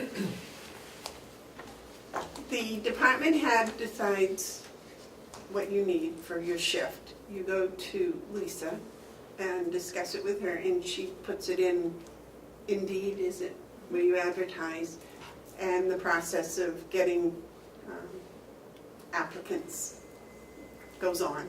And when one is chosen, that you have department heads help you with the choice. It depends which department, but most of the departments do the choosing on their own, and then I assist them with the hiring people. Okay. Then it comes to Howie. Howie would look at the background, whatever, and okay it. Then it comes to Ken, and he does the further, whatever checks are necessary. And then by the time it comes to us, it's a recommendation to hire, and it's been approved by the department head, by Lisa, by Howie, and by Ken. Okay, so I'm just wondering how long the process takes, because if we're trying to get staff, and for instance, we have a potential to have some employees next Monday, but, you know, I'm not sure if timing-wise it'll work because of getting signatures. So I don't know Right. if it has to wait. I would for- think it would be no more than 7 days. Well, Patty brings up a good point. She and I had a conversation this morning because it just sort of depends on when the person is available. There's so many factors involved that this is an extra layer that we might have a delay in hiring.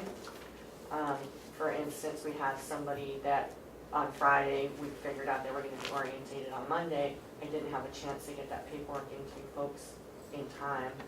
And we've got a couple more that might be coming up just in the timing, sometimes Well, shorter than 7 days. You have to do background checks, that takes some time, right? In these instances, we actually drove down to Concord and got the background checks done the same day because we didn't want to lose the person. We have a hiring policy that everybody should be following, and I hope they're following it. Well, that's what I thought I just outlined. Right, but this is, so I didn't know if something had happened, like what, you know, I mean, this was a new policy, because we never used to have to get, from my understanding, we never had to have the commissioners involved in, what LNAs we hired at the nursing home. I mean, it's kind of, I just wondered if something had happened, and it does add a layer to the process. It does, and Bringing it into by RSA, they're the only ones who can hire. So What was to happening, make it legal and to make the whole process legal so that they can file under 2810A if they're See, a and all that- discharge. So all that means nothing to me, so. Right. We've been doing it the same way for, again, 100 years or whatever. So now Doesn't mean it's the right way though, Pat. Okay, so that's fine, I didn't, but it just seems, again, it seems to me like, I'm thinking, well, now we need to get, like, the commissions, and almost, to me, not knowing any of the why it had to happen, it's like, well, what do they don't think we know who we should be hiring and who we shouldn't be hiring? no, we follow your recommendations, pretty much. Or my recommendation, actually. Unless this, after the department head has made their choice. If Howie looks at it and it rings a bell or something that there's a problem, or Ken does, it should never get to us. By the time it gets to us, it should be started with the department head's approval and whatever choice, and then just another, two more sets of eyes to check it. It's just a formality, really. Right, but it just, it just adds more to the whole, I mean. Yeah. Well, we find out that people have been hiring and their references haven't been checked. This, Or background checks haven't been done. right, people have Background been, checks have always been done at the nursing home. excuse me, not so. People have been hired and then background checks done, and the people were told they could not work because they did okay, not well, pass, so. Okay. So anyway, so that's just some of it. It's not that we're trying to come over and run your business, because in most instances, you know your business, and we haven't a clue, really. So we, unless one of us gets a little bee in our bonnet, which sometimes happens. I probably shouldn't use that phrase, that's kind of a. So how long is the process once the criminal background check comes back? They meet every Wednesday, so if I get it on Tuesday, I send it to them, that they review it overnight, and usually the next day, like I have three of them today to have approved. David? So that's one of the problems with 91A, We can't send it out to each individual as soon as it comes back that the background clearance is okay. That's against the law. We'd have to wait till Wednesday, when we should be able to call up and say, okay, this is a clear background check, let's hire them. We can't do that. It's ridiculous. Yeah, it's a little different between government and the private industry. It's a whole set of rules that we have to follow. The commissioners can't take action apart from their meeting without violating the law. And that ties everybody's hands, but it is the way it is. But once we get it in a meeting, we act upon it. Right. It doesn't stop you doing the conditional offer approval, like I'm doing, I just change one word. Conditional offer approval, background check, PT, commissioner signing off. It's just a formality. Doesn't really slow the process up. Unless they take a week off, or Ken takes a week off. Yeah, and it lets the applicant know that for all intents and purposes, you're going to hire them if these things are met, if the background check comes in and you do a random, do you do a drug test requirement before they get hired? He does everything that the sheriff would do to hire a deputy. So, but you can give them that letter of, what do you call it, a letter of Conditional offer, conditional offer. which you can still do even as you're doing your background. It's a conditional offer based upon your background, this, and this. You can get the process going by the time you get the background check done and everything else tied at the same time. You can roll it forward. You can always pull it back from the commissioners. Never mind, I just want to get the process going. And it's subject to meeting all. Yeah, that's why conditional offer says, conditional offer, it has to meet these things. And them signing off, it also allows me to do my background check. I know you can in county application, you also can in law enforcement application, but also if you do a conditional offer based upon the subject of background, and I have them sign off on the letter, you have one other layer that's right there, that they know they're doing a background check, and it's subject to these things if you're doing a urinalysis or whatever you have to be doing. We don't drug test. So, Even for checking for references, it's star benefit, they have a conditional offer, so it's simply give us permission to check with references. But if those references aren't positive, the offer can be withdrawn. Well, and you do the same thing, right, Bob? We all do the same thing. I hope. Well, I will say in the interest of full disclosure that due to some of this crisis situation, there has been some variation department by department in how I'm assisting the hiring manager and things like that. So some departments are getting more benefit of HR assistants because they're not hiring as much as the nursing department.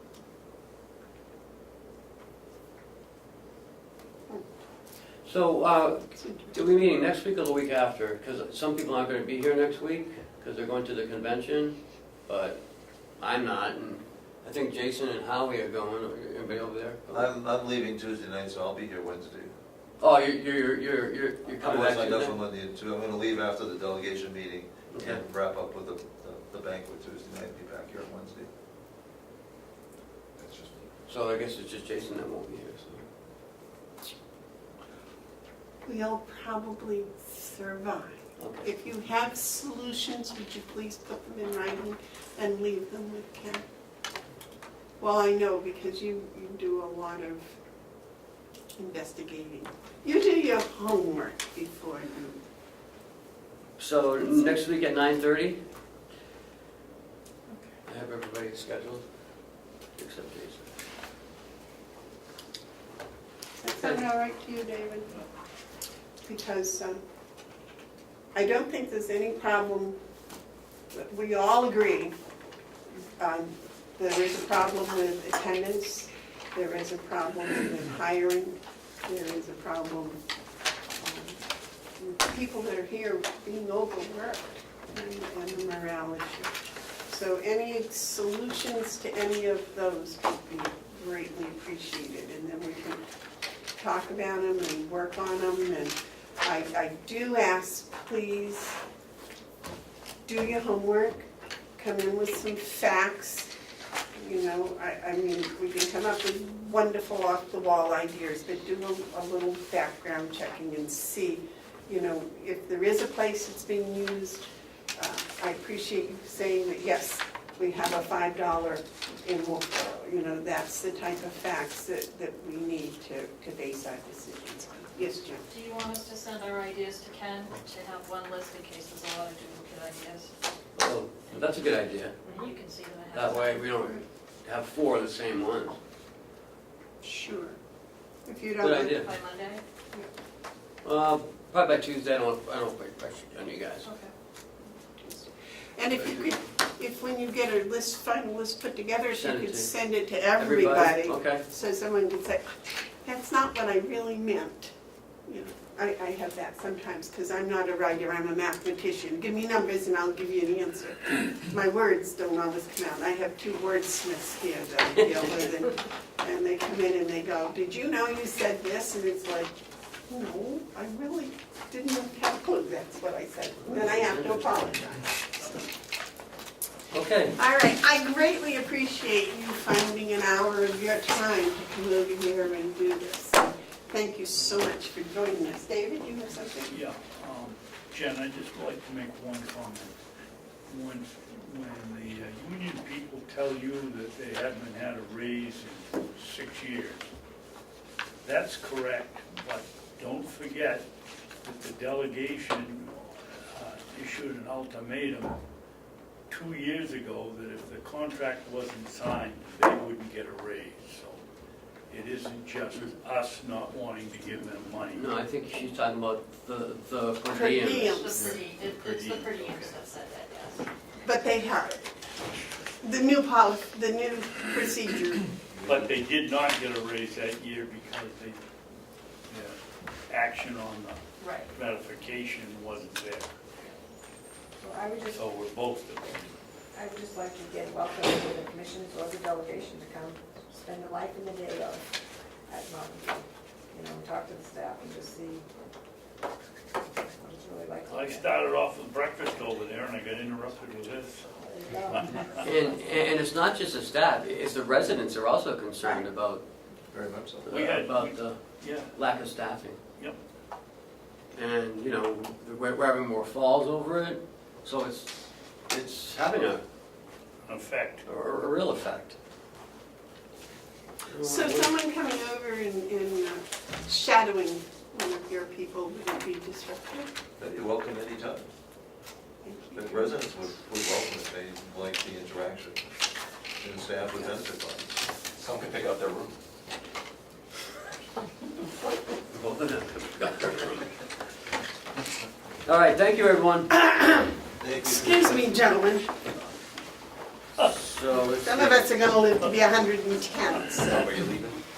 um, The lady over there. Jason, stay. Bob, stay. 95. Yeah, You would think the Dale was 81. I did call your uncle. Somebody called you. Good morning, John. Have a good day. I called your uncle. Okay. Yeah, I already have that. And I called you. So, the next on the agenda, I believe, is the consolidated communication contract. Yes. Bob, Did we lose it, gentlemen? yeah, we lost Mark. No.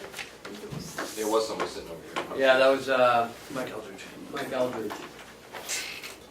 Oh. That was Mike Allen? Yeah. Thought it was Jim Foley. Huh? You sure? Oh, Why didn't we have him go out? Let him sit at the table too. Who? I didn't know that. I don't know. Who's sitting at the table? Why, you know, that was very nice. The only thing we were missing was the union and a delegation member. I know.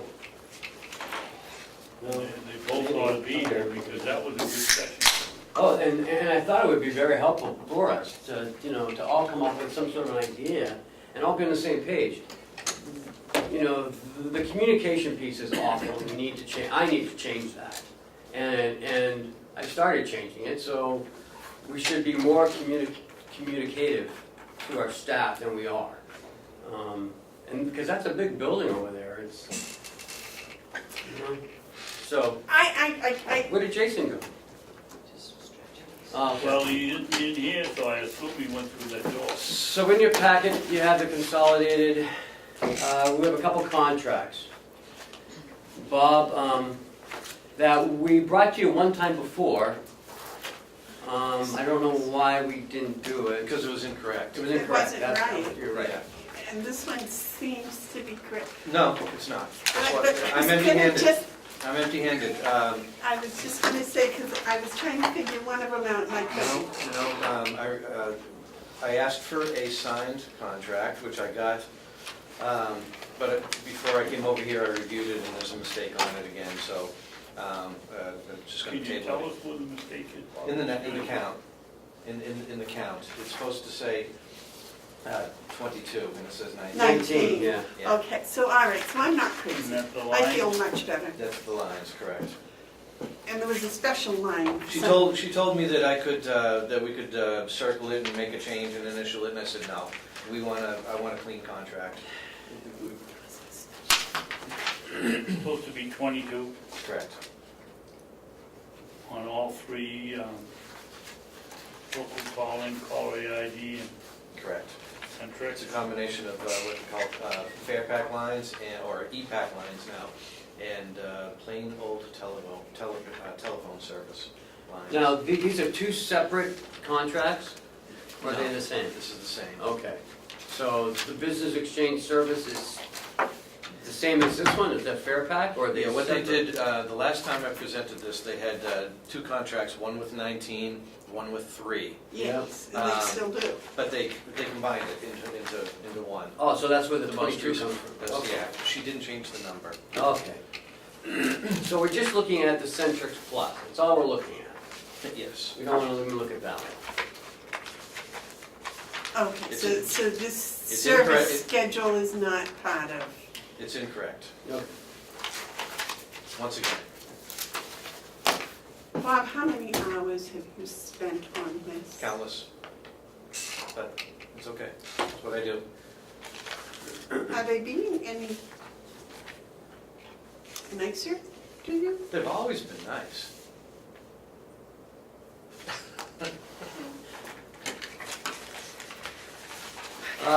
We have to make a line item transfer. Is this all we, Well, it's part of it. It's part of the phone bill. okay, but this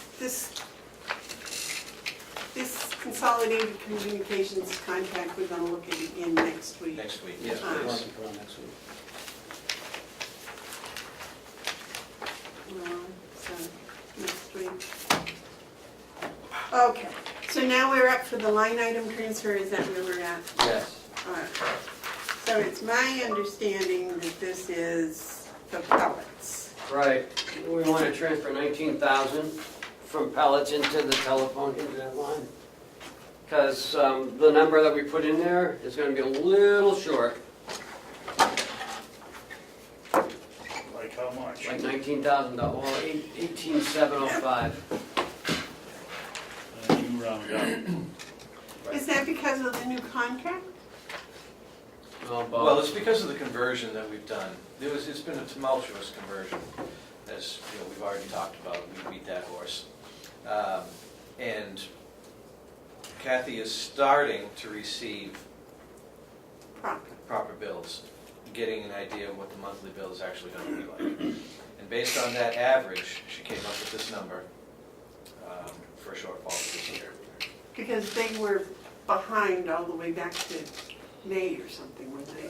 There's too many chefs in the soup. Okay.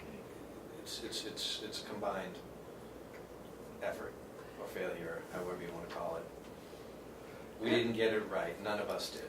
And they're not taking any financial, I got a certain amount of credits because I was able to evidence through emails requests that were made that weren't done timely. And we have already received those credits. They amounted to a couple $1,000, but certainly not to the scale. And when we sign this contract, what's that going to do? Is that going to reduce it? We have high-speed phone lines and we have plain old copper lines still, which we've minimized. That's what's left over. We're paying roughly $35 a month for those copper lines. Combining them all together under one bill, we had the opportunity to reduce them to this new figure that you see, which is about $18.50 a month. Less fees and other charges. Which was 50%. It varies. Oh, well, he said Yeah. it wasn't 50%, it worked out to 49. 43, I think it's 43%. but these are all the lines. But that's the basic. That's not That's $19,000. the product. No.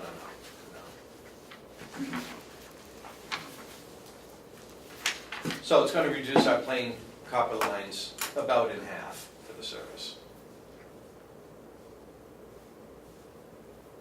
which will save us an additional roughly $400 a month. Okay, so refresh my memory. Where is this $19,000 from? Where is this coming from? As in, We had planned. what are we making up, or where are we getting the money Right. from? Last fall, when we did the budget, we planned for this amount. Budgeted 28,000. Yeah, 21.5. Well, and then the internet. Well, We misprojected. Projected the budget number by 19,000. Because because of a of, lack of information, about, fees and services, and other pass-through costs. that's what it was, fees and services, right? Oh, yes, now I remember. Right. I mean, there is a savings in here Yeah. from last year. At the end of the day, we're still going to see a reduction in telephone costs. That was the whole goal of this thing. Right. Not quite as big as we thought, though. Hard to tell yet. We're still waiting for that clean bill. At the end of the day, we're still gonna save money on our phone bill. That was the whole goal of this thing. Yeah. We did, and we knew that we were gonna be paying more for internet. That's all been on the table from the beginning. What we didn't have when we put the budget together was certain pieces of information from Fairpoint. Certain budget figures that we needed. Fees and services. We put the figure together without those numbers, simple as that. And clearly we fell short. We anticipated a greater savings than we actually are receiving, although we are still receiving the savings, I understand. But in your defense, when you said to him, does this look right? John told me, he said, Yes, yeah. Yes. exactly. That's, So 21.5 looked right to him. yes. Well, yeah, well, it was on the fourth piece contract. It had nothing to do with the first three, if I remember correctly, am I right? Yes. It's the fees and services, pass-through Yep. fees Yep. that hit us hard. So, Okay. Which we had no idea that some of them were approaching 50%. Yeah, I know, I remember. Now I remember the meeting we had with the gentleman that was here, so. I disagree with you. I don't, you know, we knew getting their bill and it was on the bill. We just missed it. I mean, it's our fault, but we missed it. Their bill had it on it every month, fees and services. What they didn't do is when they quoted us, they just said, well, plus fees and services, which Right. the nice thing would have been said, we can't give you an accurate figure, but it's going to approach 50% of the bill. Right. Had we They known. didn't, and they didn't do that, and if they did, we would have added the 50% on the bill and been all right. Correct. All right, so David, I think we need a motion to do this line item transfer. I'll make a motion that we transfer from, let's do the shortcut. I'll make a motion that we approve request number 11, which is moving money from pellets to paying for the telephone, paying for communication. Okay, I'll second that. Is there any discussion? Okay, so the motion's been made and seconded to transfer $19,000 from the pellet line item to the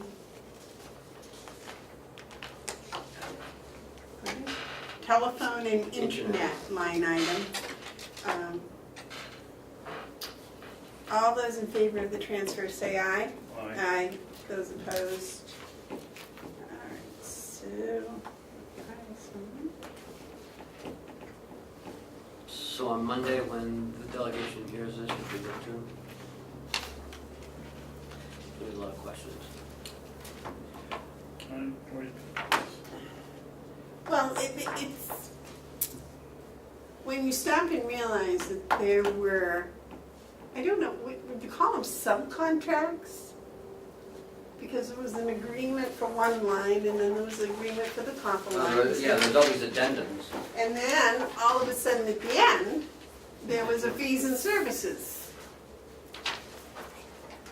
contract that was the main contract, right? Yes, the umbrella contract, is that what you- That's what I'm thinking, yes. Which,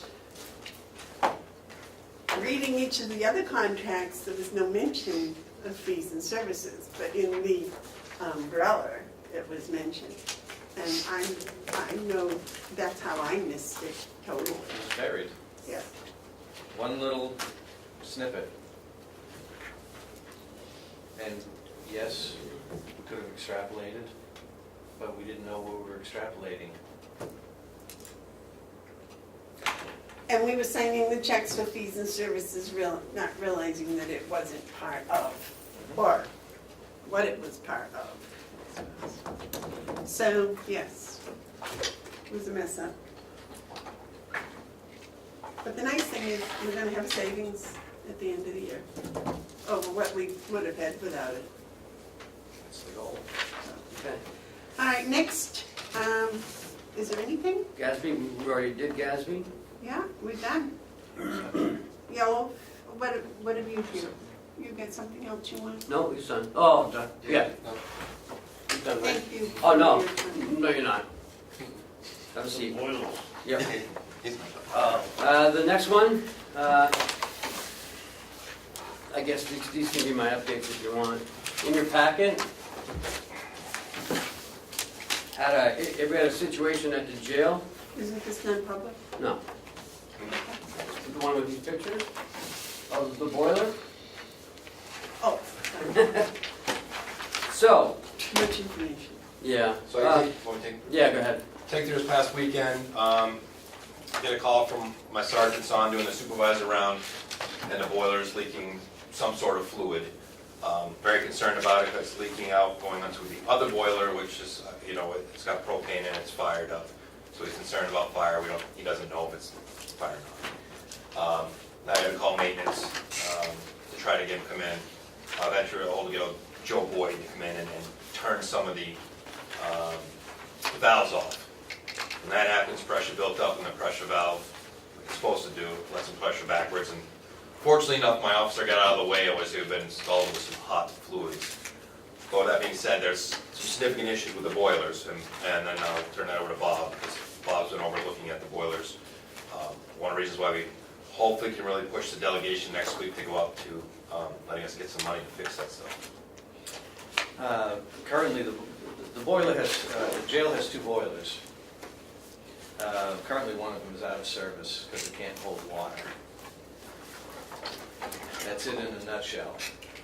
Is that the one we're talking about? They actually, Or is that the other one? they both failed. Well, we spent a lot of dollars here a couple of years ago fixing wells. I've spent almost $10,000 to $15,000 every year on those boilers to try to keep them going. Okay. We've had significant leaks even this year, and now failures. But again, those were tin boilers that were built for 5 years. They were throwaways that are still working inside the jail. That I will give Joe credit. He has done everything he can to keep those going. Duct tape, baling wire, and anything else we can get here to fix them. At this point, it was a critical issue this past weekend. And the money that has been spent, those repairs are not what failed. There are other things. Okay. The glycol that's in the system is part of it, right? Yeah. That breaks down a lot of things, which it has, which is part of the system that would be replaced with the new boilers and HVAC system, get rid of that glycol. Because that's the stuff that also last year when we had to, when it clogged everything up, we had to get somebody in to come torch out all the, is that exhaust or is that what ports of that they are? There's a flame-proof mat inside the combustion chamber, and it absorbs the glycol. Glycol is flammable, and you got to burn it off before you really burn it off. So anyways, we had, both boilers went down. I was over there with Joe yesterday morning getting one of them back into operation. But the other one just simply won't hold water. It's continually dripping on the floor. And it's going to be a major repair. We can get by with one boiler if the delegation approves this process, which we're going to be discussing on Monday. If they don't, then we're going to have to put some money into those boilers again. Throw good money to bad, and it's keep the cycle going. So what's your recommendation? Is to convince the delegation to approve this process, the Siemens performance contracting process. Can we do this without them? No, because it becomes a major capital project. So boilers, I think when they priced them out before were, I'm going to say 180,000 apiece. I don't know, it was a significant amount of money per boiler. If we did it on our own, which would be, yes, a lot of money, we'd have to go to delegation anyway. So if the Siemens contract goes through, it's all part of it to be done. It's gonna cut, and we're gonna have savings over that. Or we spend a lot of money to fix what we have there and continue to limp, and we'll be fixing again next year. We just keep having this conversation year after year. I mean, we did put 15,000 into one of them, didn't we? Yeah. When? Multiple years. Yeah. Last year and the year before, and it's been several different parts of the boiler, and along with the HVAC system. We've had several different issues, and it's been $10,000 to $15,000 regularly for quite a few years. But Siemens is still quite a ways from being ready to sign the contract. No. They have got financing for us? They've gone out to bid for the financing. We should be getting the bid document soon. The contract's under review with our legal.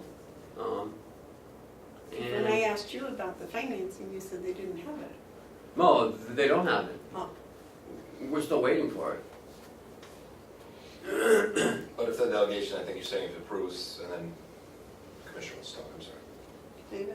So what are we looking at here as a process? We're going to ask the delegation to transfer money to repair this No. one? Or are we going to let it sit there and try to get the money for Siemens to, and so we're gonna have that delay of whatever time it's gonna be? And then what happens if we get into November and we need to use the boiler? Here's my thing, between the superintendent and jail. We'll see what happens on Monday with Siemens. If they say no, then we have to go repair it. If they say yes, and you guys get financing and it comes along at a reasonable amount of time, we'll limp until then. If it gets to the point where it's getting cold and I need a second boiler, then we're gonna pay the money to fix the other boiler to get it running. So one way or another, it's gonna be kind of about timing. Well, I really wouldn't count on Siemens. They're so far behind on where their schedule was, and they've kind of got a reputation for that, so, we But got we're cold wrapping up. weather coming, so, quickly. It was cold the other night. Yes, but they're ready to go as soon as we have financing. But that's gotta go through the delegation. So it'll come down to timing. Yeah, and Jason hit it on a nutshell. If we're gonna be moving forward with the Siemens project, then we'll see how the time frame pans out. I just don't wanna spend good money to bad. Is the one that's running now supplies hot water? It does everything, heat and hot water. But if I had a catastrophic failure on that one come cold weather, I'm looking to move people out, and we don't wanna go down that road. There's no redundancy at this point. I understand that, but the one boiler is working now Limping and leaking. Yeah. to keep them Yeah. We have one boiler warm going. and I still have washed. a non-critical part on it that I have to change that I should do today, but yeah, it's working. Making heat, making hot water, it's doing its job. Well, you said they both failed, so I was They did. And scared. then yesterday morning, You I fixed one, fixed one. okay. So they have hot water and they have warm. Today, today. And it wasn't out long enough that anybody was cold or didn't have hot water. It was hours. We had the failure overnight, we fixed it in the morning. So, and the weather was good. Again, Thank you. that person that comes in the middle of the night and helps to get things going. Okay, so that's where we are with that. Okay. Thought I'd update you. It was a mess, and the officer was okay, right? Yeah, and just with that note, it's just, some of the money we spent in this county a year ago, we bought the whole dog tour system where it's an electronic pipe, and I put buttons all over the place, and they have to do rounds at that facility. One of them is a supervisor round. And because of that system, we're doing supervisor rounds like they're supposed to, and they did. They did a fantastic job. We put it in the boiler, we put it in all the parts of the building to be checked. And because he did, caught this. I mean, it could have been worse. I don't know, the maintenance got there, so Joe got this really good, and Bob came in the next morning. And because he did his job, because of some of the stuff that we did to push along, we found it rather quick. Okay. Sounds like The system worked. the The boiler system, didn't, but the system worked. the system worked and the employees did a good job and And I'll give that maintenance as a catastrophe was very good diverted. communication back and forth. Bob's always been very, very good with us. Well, thank you, Bob, for taking care of that. Thank you, Bob. Jason, how many people are we getting, inmates are we getting out on a daily basis How on a daily basis? Yesterday was one, the other day was now? two. The other day was two. Depends on classes. So, depends on class schedule. And right now, there's not many sentenced, so 2, 3. You were going to give us an update, or no, you weren't, the LADAP. was going to come and give us a update On the programs, of the programs we will. and what the outcomes have been and Our consultant, Kevin Warwick, did have a medical issue that he is recovering from. He'll be back up on site sometime in a month, and then we'll plan a date to come back and bring you all of that data. Yes, sir. What's next? Next is, I'm looking at getting I'd like to get a copier scanner for Jessica's office. The printer she has won't take checks, and she prints the paychecks in there. So we've been sending it over to Kathy to print in her printer. It's $28 a month from the Porter office machine. The one she has now is just a small one, and it won't go to the Checkmate printing system. Well, what's the problem from walking the 10 feet from her office to the copying machine? Well, it's not 10 feet, it's a little more than that, but You said Jessica. yeah. Well, it's, Isn't the copying machine right next to the door? no, it won't go to the big one. It goes to Kathy's small one. Oh, And if okay. Kathy's not there, Okay. we can't turn it on or turn it off. And we pay $129 a month for ink for that other machine, which doesn't make sense. If this is only $28 a copy. I mean, $28 a month. Okay. It's still a penny a copy, right? No, it's less than that. It's .019. 2.04. It doesn't print color, it's only black and white. So we're going to have the fax machine on the file, We don't use that. copying machine in her office, we copying don't have fax machine in machine. Jessica's office, the 2 copying machines in the business office, and you have a copier?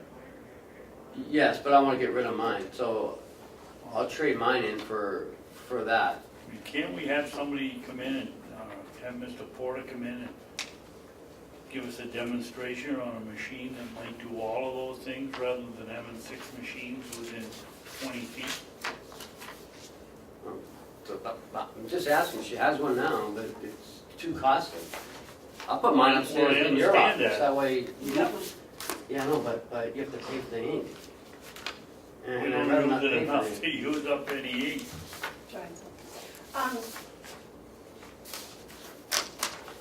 Actually, I think David's ideas might not be a bad one. If Mr. Porter came in and looked at what we're doing, what we have in the setup, Mhm. he might come up with some suggestions that would give us more space, because these take up a lot of space. That big one takes up a Yeah. little one. That one's really This is a small. desktop one, like mine on my desk. And it writes checks. It would be able to. I'm not sure why like our big one doesn't, but we just can't get it to print checks. It has to be printed out of And Kathy's little Mr. one. Porter, who owns that machine, come down and look at it. We had Justin, Ryan come down. And they tried to make it print checks. Right. Okay, that's good enough for me. Why not have Mr. Porter come in and look at all of them and see Well, what do if you guys want me to do? he has a solution to replace all of them with maybe 2 or 3 that work or something, instead of all these separate ones. That's what your suggestion was, right? Okay, I'll do that. He should be able to do that within a week, shouldn't he? Oh, sure. Just come right down.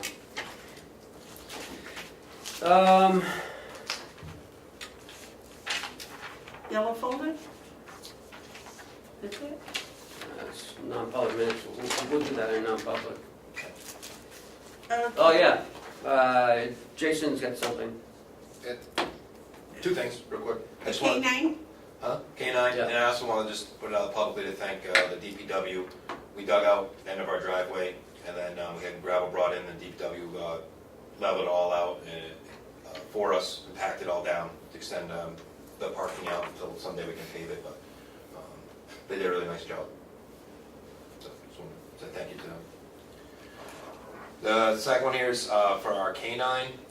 Sergeant Corliss has applied for a grant for his dog to get a ballistic vest for his dog. Merrimack County did the same thing, and they gave him the where to get the grant.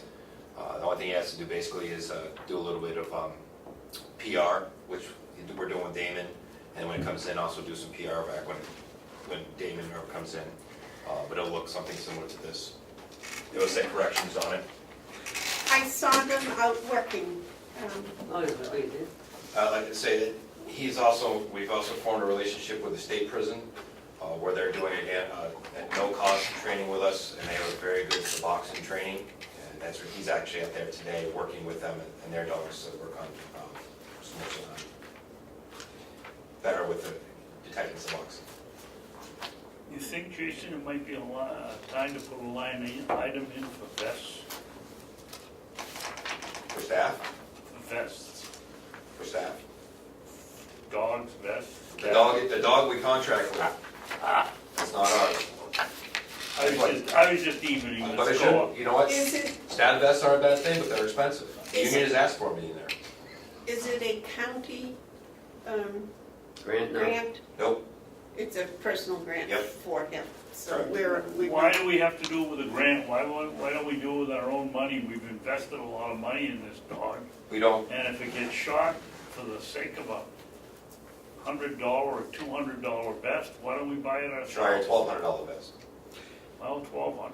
But the county, we contracted with him, we don't own the Oh, dog. that's right. So, Yeah. and this will be at no cost to him anyways, but I just want to bring forward that he is, try and do things for a dog in the county at no cost to us, and I just wanted to keep you informed. And it will be his vest. Correct. It's not ours. Thank you, Jason. We have nothing. I got a call from Sullivan County Commissioner, Commissioner Barrett. He called me the other day to congratulate the county on such a well done job on their finances. He read our annual report. He said that we've done a great job to get our fund balance where it is. He also said that he was interested in having us come down there to see Sullivan County and have a joint commissioners meeting or something, or them coming up here to visit us. He believes that the county should work together to do more. So I said I would pass it on to you and see where everyone wanted to go with it. He was on the phone for about 10 minutes. He was very impressed on reading our annual report. He said he liked it because of the pictures in it, and it read very easily because it was 8.5 by 11 now. Certainly an improvement. Absolutely, a really good improvement. So I just wanted to pass that on to you, that he congratulates you as the commissioners in doing such a good job with the finances. Jason. I think it's our department heads and people that we should pass that on to. Jason, you had a question? Sullivan County's been also very good with us over at the jail. A lot of things that we do, their program is something we model our program off of. They're the ones that, Superintendent Barry and his administrative assistant are the ones that wrote the grant for Vines, the victim advocate notification, did all the work, and they're managing for all 10 counties, which we had our first real meeting last week to get the grant rolling and the process started. So Sullivan County has done a lot. 4 other counties are branching out. I think it's great that they're reaching out and want to even do more things together. Okay. That's all I have. David, do you have a commissioner update? Yes. Yes, sir. I'm sorry I missed my opportunity while Bob was in here. When you went out the door, after talking to Barbara, did you see the sign? I didn't see it, no. I don't know what she's talking about, there's no sign there. That says Mountain We had View. breakfast with a resident, and we were asking her about her experience in the nursing home and what we could do to make it better and one of her suggestions was paint the outside sign. She couldn't remember whether it was on the left leaving or on the right leaving, but it was at the end of the covered walkway, and when we got out there was no sign, so I don't know what one she's talking about, but we'll find out next week. And the other thing is, did you write the letter to the Boy Scouts yet? That's part of my update. So. Pardon me? That's gonna be part of my update, but Oh, okay, is that it? that's it. Okay. My update in response to David, the Boy Scouts are going to come and camp at the Blueberry Field tomorrow night and Saturday night. Tomorrow after, Today's Wednesday. Friday night and Saturday night. And Friday afternoon, Olivia's coming and doing a special class with just the Boy Scouts about identifying the different types of blueberry bushes we have out there and some of the things. They have spread one load of mulch. Saturday, their project is to spread the second load of mulch that's there. They need another load, but Wendy has said that up where they did the tower project, apparently the chicks, there is a pile up there. So they're working on getting that moved down.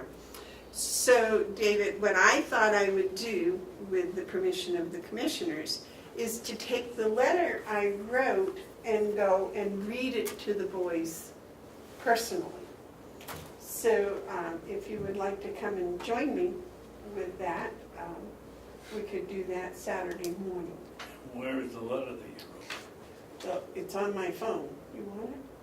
Well, You wanna if see it if you're before gonna you- read it, and Brooke is coming from the commissioners, I would think that Okay. we ought to have some say if it's voted on here or not. Well, basically, it says how impressed we were with their plan and their attention to detail and their future, what was the phrase I used? Future Picky? plans for the future. Foresight, foresight for the future. No. But I can email you a copy of that. Which, All right. I was trying to think what else. And they're putting a porta potty by the road. Yeah, he didn't know exactly where that, how that was going to work, but that was, and then I think that's all. There's no Yeah. other activity, I don't think, planned for them. So that was that. I don't think there were any other updates I had. Is there anything else that we need to do? No, just going to non-public. All right, now, Yeah, go to non-public. so can we do public input first? Yeah. Is that all right with you, Dave? yeah. Is there any public input? Is there any media questions? All right, so You it's, know, Madam Chairman, yes, oh, well, that's right, John's here. I was gonna say that if we could skip that any week that there's not a newspaper reporter here, but I forgot. John is John's always here. here. That's what I mean, I just said, forgot John was here, I wasn't thinking when I think of media. The paper, not Big John, so, sorry, John. So, it's my understanding that's the end of our working agenda, that we're going into non-public for 3 and then a non-meeting. Yes. Is that correct? Yes. David, would you read us into non-public, please?